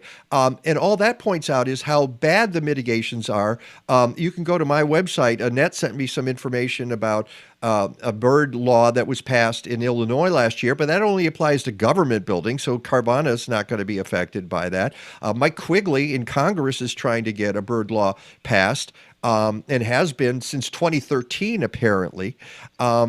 So they're in spin mode where they're trying to say we've done such a good job on this. If you look at the Tribune, and I put the link on there, oh my God, the tortured logic that article is bizarre. It was truly a bizarre editorial from the Chicago Tribune. And in the end, they keep saying, well, this is a really dumb idea. And then at the end, they say, but we support it. It's and it was so full of ruffled feathers and all of that stuff. All the puns, which diminish what you're doing. They make light of it. And they credit themselves for having come to this great revelation about it, whereas it was advocates and others that really dragged them kicking and screaming into doing something. All you have to do is look at it's the Chicago Tribune, for God's sake. Okay, it's owned by a bunch of brokers, whatever company. And this was to clarify, that was a Tribune editorial board position. I know, which makes it even worse. It's not. It wasn't a writer or something like one of the staff writers. This was the editorial board's. It was as if the Tribune guys said, "Put your opinion in a hat. We'll pull them out and write them all in this editorial." And then they did, and that's the way it worked. All right. So really quickly, I very much like to say that there's going to be a meeting this Tuesday at the Board of Trustees, right? In which it's open for public comment. It's going to be on the agenda to discuss the Carvana Tower again. We are going to again talk about how those mitigations could have been better, could very easily have been improved. Skokie could hold up for higher mitigation. And if anything, with all the questions that are involved regarding the environmental impact, the economic impact of Carvana, the social impact of putting that tower there, we would ask that there could be a delay in the vote such that more due diligence takes place to understand, to have Skokie's own sustainability commission do a review, and they never got a chance to review the Carvana plan, and it is Skokie's very own sustainability commission who should be able to give their opinion on this issue. So if anything, we would like to see this issue not be resolved on Tuesday, but being given a chance for further examination. So are you looking for the same sort of turnout that you had on February 7th? We're hoping for it. We're asking people are coming back. All right, well, that's what I wanted to know. I mean, is this you want the same thing to happen? Because you guys testified for hours there. That meeting went till 12:30 in the morning. It was just so remarkable to see all those impassioned people speak so clearly about what was needed, and then just watch the board so clearly. You realize that they were never going to vote with prepared statements. Yeah, prepared statement. They knew what the outcome. It's like our Supreme Court now. They know what the decision is, and then they issue their tortured logic on how they got to it. Before the deliberations. Yikes. Okay. Well, folks, yeah, you can turn out for that meeting on Tuesday. This issue, I don't know, is over. I hope it isn't. It just seems a Mike, little. can I just say? Yeah, go ahead, Kim. If folks want more information on the meeting, they can email me at protectskokiebirds@gmail.com, and I will send them information about the about the meeting. Sorry, and that list will be deleted once this issue is resolved. Yeah, she does send those out. Yeah, that's a good way to keep up with what's going on. We've run way over time. I'm sorry about that. But I didn't cut you off, Kim. I'm not going to do that. This is too important. Rick might get mad at me, Rick DiMaio, but that's the way that goes. Thank you, Kim Polka and Annette Prince. There are all kinds of things we didn't get to. We didn't get to how Skokie is governed by one party, single party rule. We didn't get to, and it's not Democrats, folks. It's the caucus party of Skokie. We didn't get to light pollution. We didn't get to truck noise. We didn't get to diesel pollution from trucks. I mean, all this stuff is going to be part of the equation, and maybe that needs to be brought up this Tuesday. So good luck to you both. I'm sure we'll be talking again on the show. Thanks. Thanks for your support. Nice to be here. All right. Thank It's you. the Mike Nowak Show with Peggy Malecki. Meteorologist Rick DiMaio is next.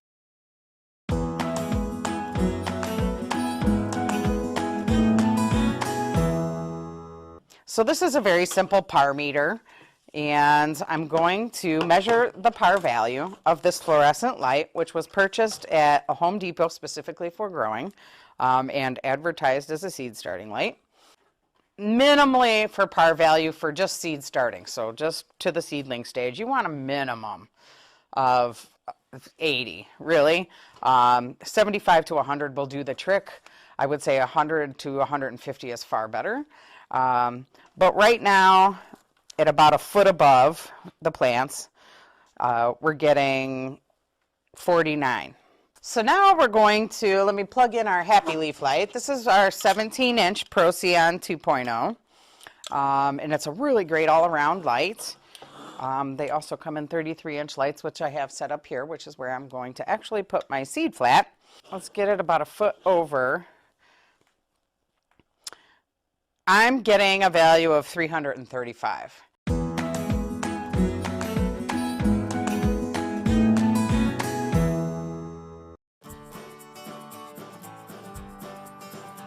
I don't really have a favourite tree specifically. Trees are so different, and at different ages they have different things that make them interesting.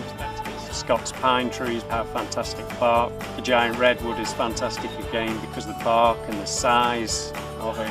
My name is Gary Hill, and trees are my thing. But I'm also into shrubs. Keep calm and prune on. From spring seed and soil treatments to summer foliar feeding to fall stubble digesters, Blazing Star provides microbial tools from Biologicals for natural and organic farmers. They have solutions for home gardeners too. And Blazing Star also offers agroecological education and consulting, especially for permaculture work in zones 4 and 5. Learn more about these great folks and great techniques at blazing-star.com. And welcome back to the Mike Nowak Show with Peggy Malecki. Rick, so sorry we went a little over, but too important an issue. It's such a weird situation in Skokie with the Carvana. And we didn't. And the other thing we didn't even bring up is that Carvana is kind of a sketchy company. That if you do a little search on it, people have had real issues with the company and the delivery mechanism and on and on. I posted a couple of those links up on my blog post as well. So one more thing on that editorial, we put the link up, but as we were just discussing, even the title of the editorial, Carvana beat the Skokie bird lovers, but vultures could be circling. you know, everything's a damn pun when it comes to the natural world. It's when you're writing about the extinction of bees, it's here's the buzz on bees, you know, and stuff like that. I can't tell you how annoying I find all of that. You see that sometimes in the weather world too, I would imagine, Rick. A lot. So just to let you know, guys, if it's 40 degrees and sunny at 10:30, you can go over by 10 minutes. I'm fine with that. Okay, 40 degrees and sunny. It looks like a beautiful day. What is the temperature right now? I haven't checked. Let me look. Oh, by the way, I was actually listening to one of those reports. I've got I 41. think the guy, You got 40. 41. Okay. So you can. So if it's 41, go over by 11 minutes. How about that? And then I got to edit it when I put the podcast together for these radio stations I send it to. So, oh well. Yeah. I'm looking right now. It's holy smoke. This is amazing. 39 at O'Hare, 43 at Milwaukee Airport. It's 45 at Waukegan. Get that, 45 at Waukegan. It's 37 at Kankakee. And I have to ask the question to you guys, why? Why is it cooler south and warmer north? I don't know. Can you tell us? Peg? I would just say probably something having to do with the amount of snow on the ground further south versus up north. Absolutely. Yep, Peg gets the answer. That's exactly right. Yeah. There you go. Yeah, it was really amazing to see the high temperatures on Friday across areas of central Illinois into Missouri and Kansas, where they had 8 to 10 inches of snow, and readings were like in the mid 30s, while it was like 53 in Des Moines and nearly 60 in Omaha, Nebraska. So this time of the year, when the ground is warm and the air is dry and there's no clouds, do you know that the angle of sun that we have right now is similar to what it is on the 20th of October? Think about that. Woo-hoo. Yeah, it's really amazing stuff. Yeah. So you can easily get to 60 degrees. How long the days are getting, yes. Yeah. Yeah, and it's just also, you noticed yesterday, beautiful sunset, a lot of snow on the ground, a lot of reflectivity in the atmosphere. So I always say that the second half of February can end up being enjoyable from a standpoint of winter weather when it's not harsh. The question is, will it turn back to being harsh? And I think the answer to that is yes, very harsh. It's going to get very cold around here this week. Well, it was, it's interesting. It was 20 degrees yesterday. And here we are in certain, we're going to get it. The wind chill yesterday. It was 20 degrees for a high, but I know what Peg is going to. Yesterday morning, if you were out and about, it was brutal. I mean, we had northwest winds of like 30 miles an hour. I woke up at about 7. The air temperature was 10. The wind chill was minus. That was really freaking cold, and it never really warmed up yesterday. We had those snow squalls move through the area Friday night. After Friday was kind of a quiet day after we had all the snow. Go ahead, Peg. I have a question. Okay, why did snow squalls cause a National Weather Service alert on my phone? Yeah, because what they do now is it's a new thing. It's called a snow squall warning, because they've discovered that just putting snow showers in a forecast doesn't really do anything. They have to basically tell people that there's a chance that if you're driving, the visibility is going to go down to a half mile. The wind is going to get anywhere between 30 and 40 miles an hour, and has been it has been associated and attributed to many instances of multi-vehicle accidents when you get these snows.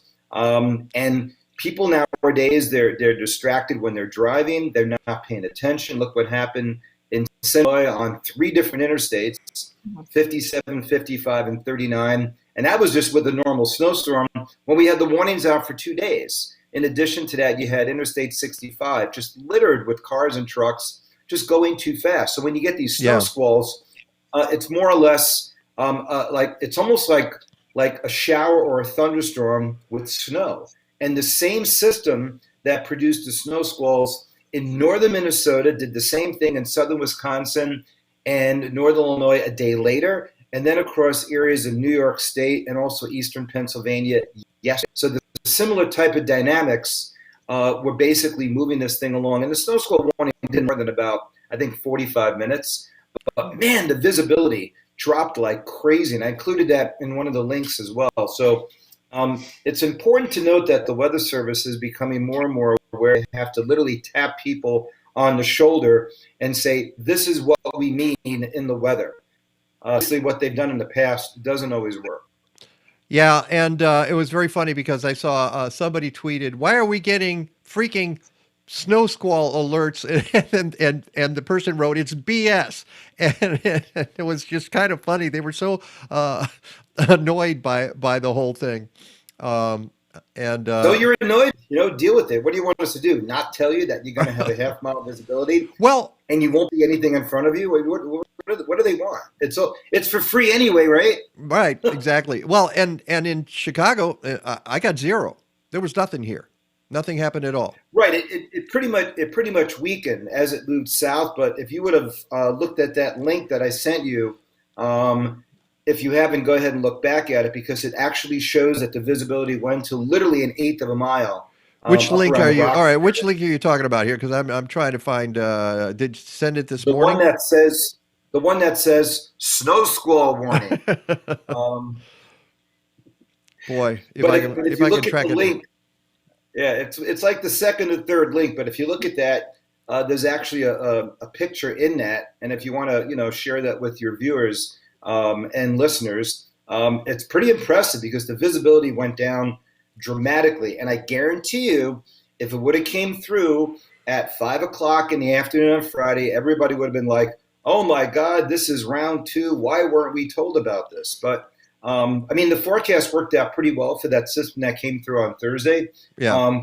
I think we probably could have maybe did a better job on that last little band of snow that came through. That was a really tough call because that band literally intensified east of the Fox River and began the weekend before it got to Lake Michigan. It wasn't lake effect. It was basically a mesoscale band that really ramped up, literally an inch an hour. But again, when you have temperatures in the low 20s, 30-mile-an-hour winds, visibility down to about a half mile, and all the residual salt on the road basically were washed away from the rain, that's one of the reasons why the roads got so bad. So yeah, this is great, Mike, that you're showing us, because within that first band, literally you had maybe 5 miles visibility, and that second band, when it moved over Rockford, whenever you start to see dark green on a radar, that's a half-mile visibility with snow, easily. Even when it got to where Peg is in southeast Lake County there, or northeast Cook County, I'm not too sure exactly where you are, Peg, but it weakened quite a bit as well. But in areas around DeKalb and Elgin, Woodstock, Rockford, man, it was really, really bad. And in some parts of Wisconsin, they got about 1 to 2 inches with this. So whatever came down was very efficient at literally turning the roads from dry to icy in a very, very short amount of time. Yeah. So in summer, that storm, I presume, would be a roll cloud. How does that come in the winter? It probably would have looked like a roll cloud, and eventually probably would have produced like 50 to 60 mile an hour winds and showers and heavy thunderstorms, and it would have been handled with like a severe thunderstorm warning. Yeah, without a doubt. But if you look at the upper level dynamics, the winds at about 12 to 15,000 feet were blowing from the west northwest at 120 miles an hour. So when you get that much wind literally pushed down to the ground, it almost acted like a derecho. So what meteorologists have to look at is the vertical temperature profile, the wind direction. This was unidirectional, meaning that literally from the top down, it was in the same direction. And if you remember, it was really windy Friday afternoon. I mean, those winds were gusting at 30 to 35 miles an hour. In addition to that, you had blowing snow. So they put out a winter weather advisory for blowing snow in areas south of where the snow squalls occurred, because you had all this dry snow, and then they had to put out the snow squall warning. So the Weather Service earned their keep this week. This was a really tough call. But if you think about it, we had heavy rain. We had almost an inch and a half. Luckily, the ground thawed out quite a bit prior to that, so we didn't really get much in the way of any flooding. But there were some ice jams. Yeah, this was really impressive rain. By Wilmington? It looks like Westmont 1.53, but I know O'Hare. Sorry, I meant the ice jam.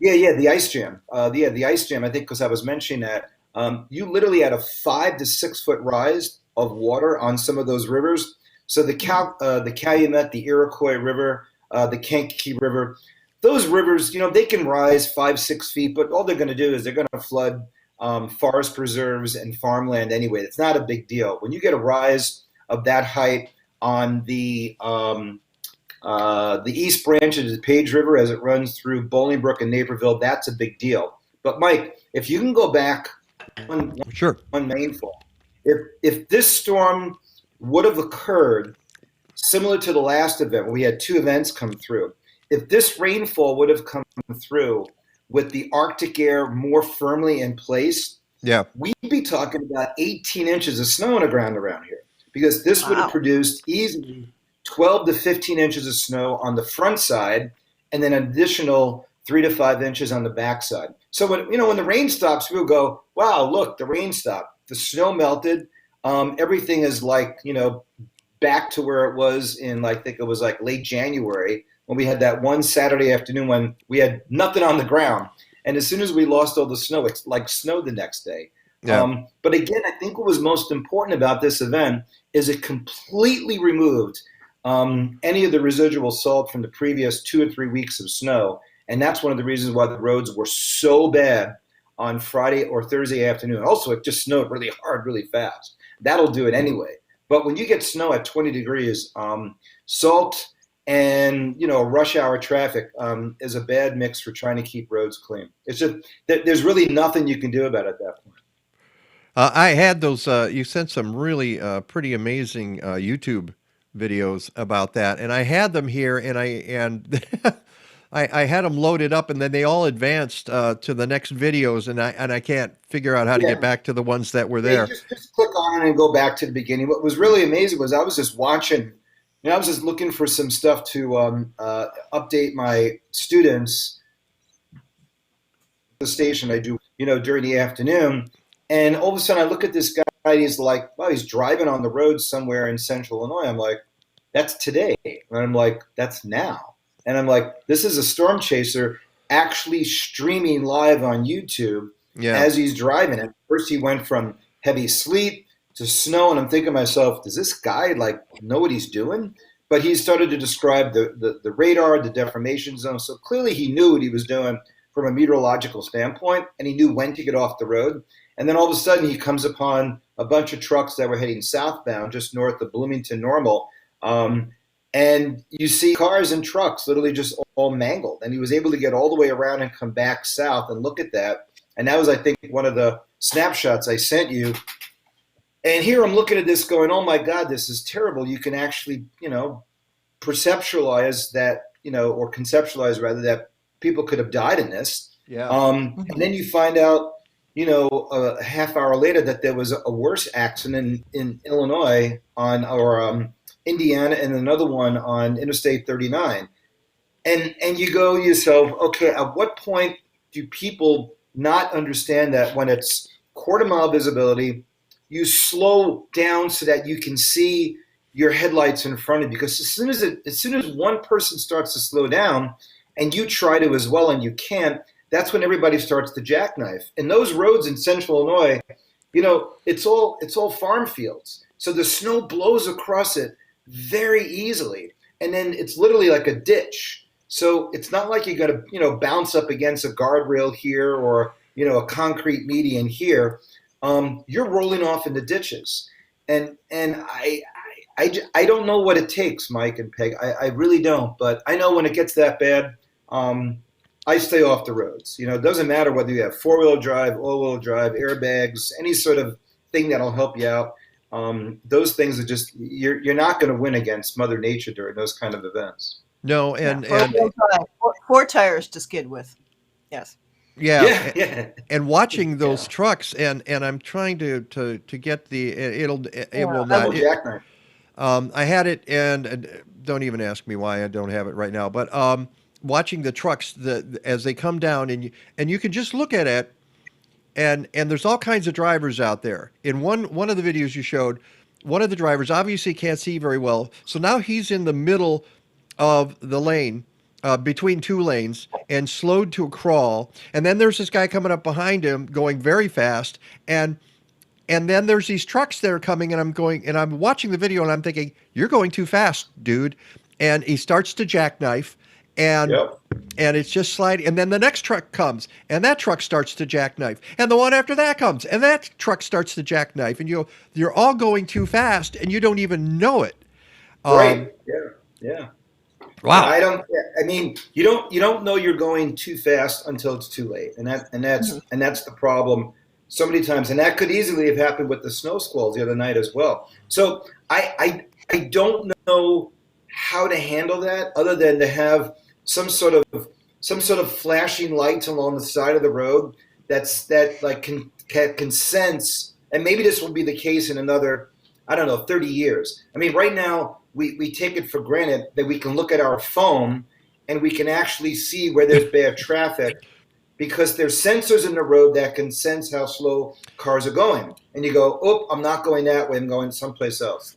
But hopefully in the future, these sensors will detect not only slow, but also traffic that's going anywhere, and maybe have these lights along the road that literally goes, traffic ahead has stopped.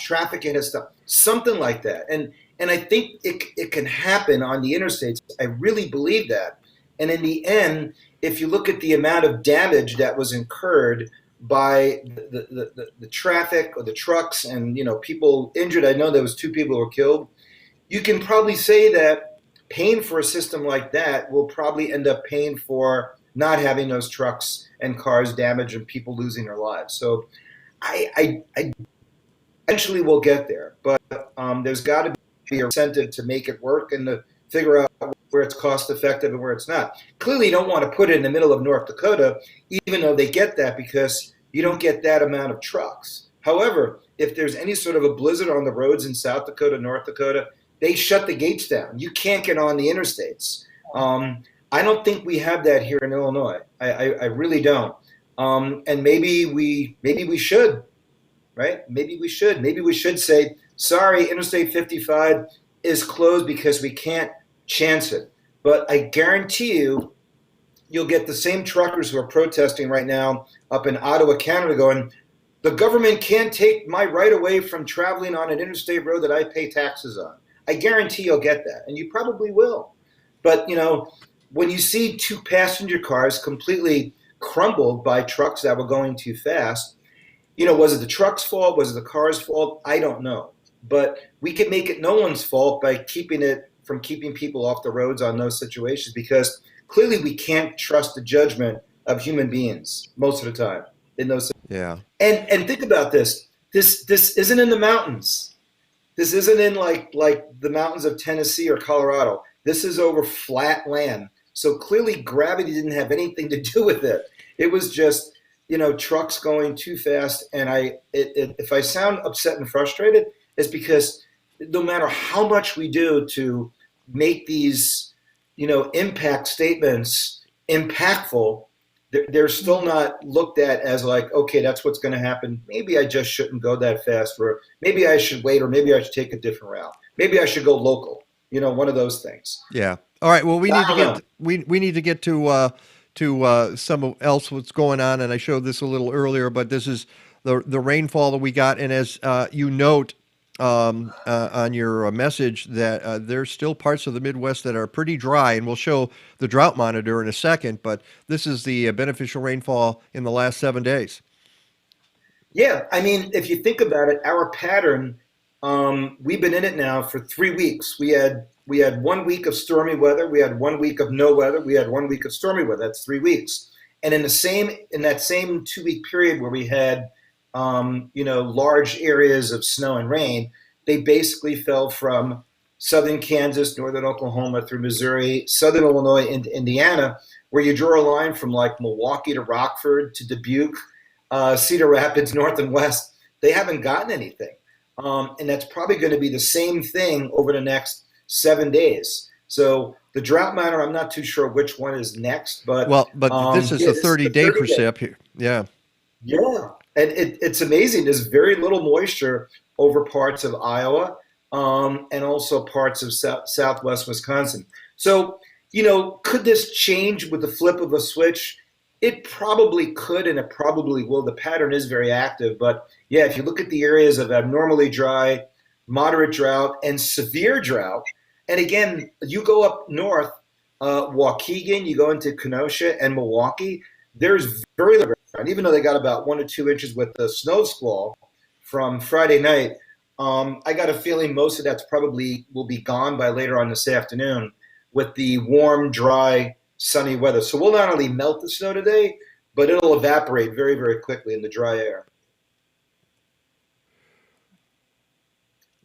And here's the 7-day precip forecast.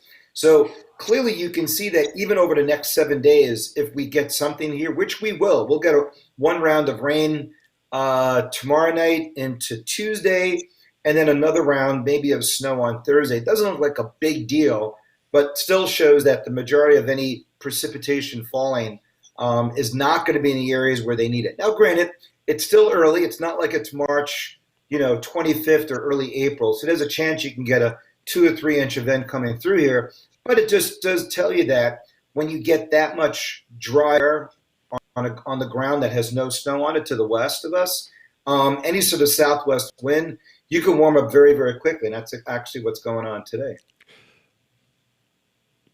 I don't know, Mike, if you had that picture yet of the snow cover map. Do you have that anywhere? That may be like one of the first ones. You may have to go back on that one. I can go get that. We'll go through this, and then I'll go find the snow cover map. Yeah. So this is today. So another clipper system moving to the north.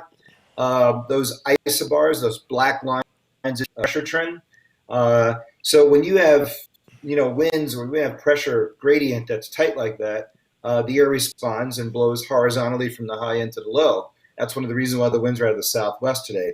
If we didn't have snow on the ground, instead of 48 degrees today, we'd be 58 easily. But the snow, as Peg pointed out, is keeping us from getting warm. So snow does two things. It keeps the ground cold and it reflects the sunlight back out. So the color white is a highly reflective surface. So let's move to here's Monday. Yeah, so the front will come through here late tonight. It doesn't really barrel through. It kind of like ekes through a little bit. So we'll be cooler tomorrow with highs like maybe mid to upper 30s, but there's a lot of moisture that's poised to come in from the southern plains. And, while we were getting snow the other day and heavy rain across the areas to the south of us the day before, there was a severe weather outbreak. There were 2 tornado watches, massive squall line across the deep south. So again, we've been in that pattern. You get rain and, then snow north, you get severe weather to the south. So this is a very broad area of high pressure. Notice it's not a little bubble that comes down. It's really large. So what happens is the entire upper air pattern is literally becoming like this big, wide trough that's just going to push slowly southward up across the northern parts of the United States. There's also the dreaded blocking high that develops up over the North Pole. And when you get this blocking high over the North Pole, it pushes everything south. So this is going to continue to push south. And because the pattern is so big, the pressure pattern, it's not going to go away anytime soon. So we'll get rain around here Monday night into Tuesday. There'll probably transition of rain and snow to the north of us. But even though that whole area is blue across Minnesota, Iowa, Wisconsin, 3 to 6 inches of snow is probably what they'll get out of this. Most of the deep moisture is going to stay east. But you can see that by the time this thing pushes to the east of us on Wednesday, look at the size of this big high. It literally goes all the way from the northeast down into Texas and all the way back into the Pacific Northwest. So we're going to get pretty cold around here on Wednesday. So near probably close to 50 degrees in some areas. Today, we're already close to that right now at 45. Probably only mid to upper 30s tomorrow, but it looks like it's going to rain. So it's going to be mainly a cold, wet 35. And then probably rain change into snow again, mid 30s on Tuesday. I have to be careful because we may actually get some areas to the south of us close to 40 degrees tomorrow. But I got a feeling once that wind comes in off the lake, it's going to get pretty chilly. And then on Wednesday, probably only in the mid 20s for highs. So normal high is now up to about 34. So you're talking 10 degrees below normal for Wednesday, Thursday, and Friday. And even though the little area of snow comes through, it's kind of a clipper. If we get 1 or 2 inches of snow on Thursday, that should be about it. And then Friday, everything kind of shoves itself south again. So below normal for Wednesday, Thursday, Friday, Saturday, and Sunday. So this is going to be a good chunk of cold air that's going to come over us and stay here for quite some time. The only thing that's really going to keep March. Yeah, pretty much through the 1st of March. I think the one thing that keeps us from getting really cold is A, we're already into the 3rd week of February, and B, there's really not a lot of snow on the ground once you go from here northward. So most of North Dakota, South Dakota, Southwest Minnesota, there's not a lot of snow on the ground. And usually you get a lot of snow on the ground this time of the year. You could be just as cold as we would be in late January. But I think you can easily take off 5 degrees for snow cover, lack of snow cover, and 5 degrees for sun. So instead of have highs in the single digits in the lower teens, we'll have highs in the lower 20s. And this is the map I think you wanted me to find about the snow in our area. No, it was a satellite image. A satellite image. Oh, well. Yeah, but that's okay because the second map will mimic what the satellite was showing. So if you go to the satellite image, you'll be amazed that this was a very narrow band of heavy snow. Again, same place that got 10 inches of snow 2 weeks ago, got it again. And it's interesting because that whole area of central and southern Illinois, up until 2 weeks ago, had no snow. So they flipped the switch like that. So winter always have evenings out. And I've said before, you don't no longer have one winter. You have 2 winters. I mean, mid-November into December was mild, super mild. And then we got some decent, but again, you know what's beginning to happen? Here now, you get these snows, and then you get rain. The rain washes it all away. You're in a different planet right now in terms of the connection right now. So I think you're breaking up real bad, Rick. Yeah, so we'll need to wrap up. I think people are going back to church right now or something. I have no idea. So, all right, thanks, and all right, we'll see what happens during the week. A little colder, and we'll get out of winter at some point. In spring. See you guys. All right, take care. Yeah, time to bail on that. I got to talk to him about rebooting the router or getting closer to it or something. I'm not sure what the story is there, but we'll get that fixed at some point. So someday we will address that as we address someday a lot of other things here. So let's just hit the road and thank all the people who were with us on the show today. Starting with Commissioner Kim Buclet from the Metropolitan Water Reclamation District of Greater Chicago. Raj Patel, who was just awesome. He'll be back. Yeah, I'll be back. The Ants and the Grasshopper. Don't forget to go to the One Earth Film Festival in a couple of weeks. Annette Prince and Kim Polka. And don't forget, you can go out to Skokie on Tuesday and make your Don't forget opinions the Belleville known. Prairie meeting as well. And Belleville Prairie as well. And thank everybody else. Until next time, go green or go home. How'd you like it? See if I can find this. Here it is. Well, you didn't miss much.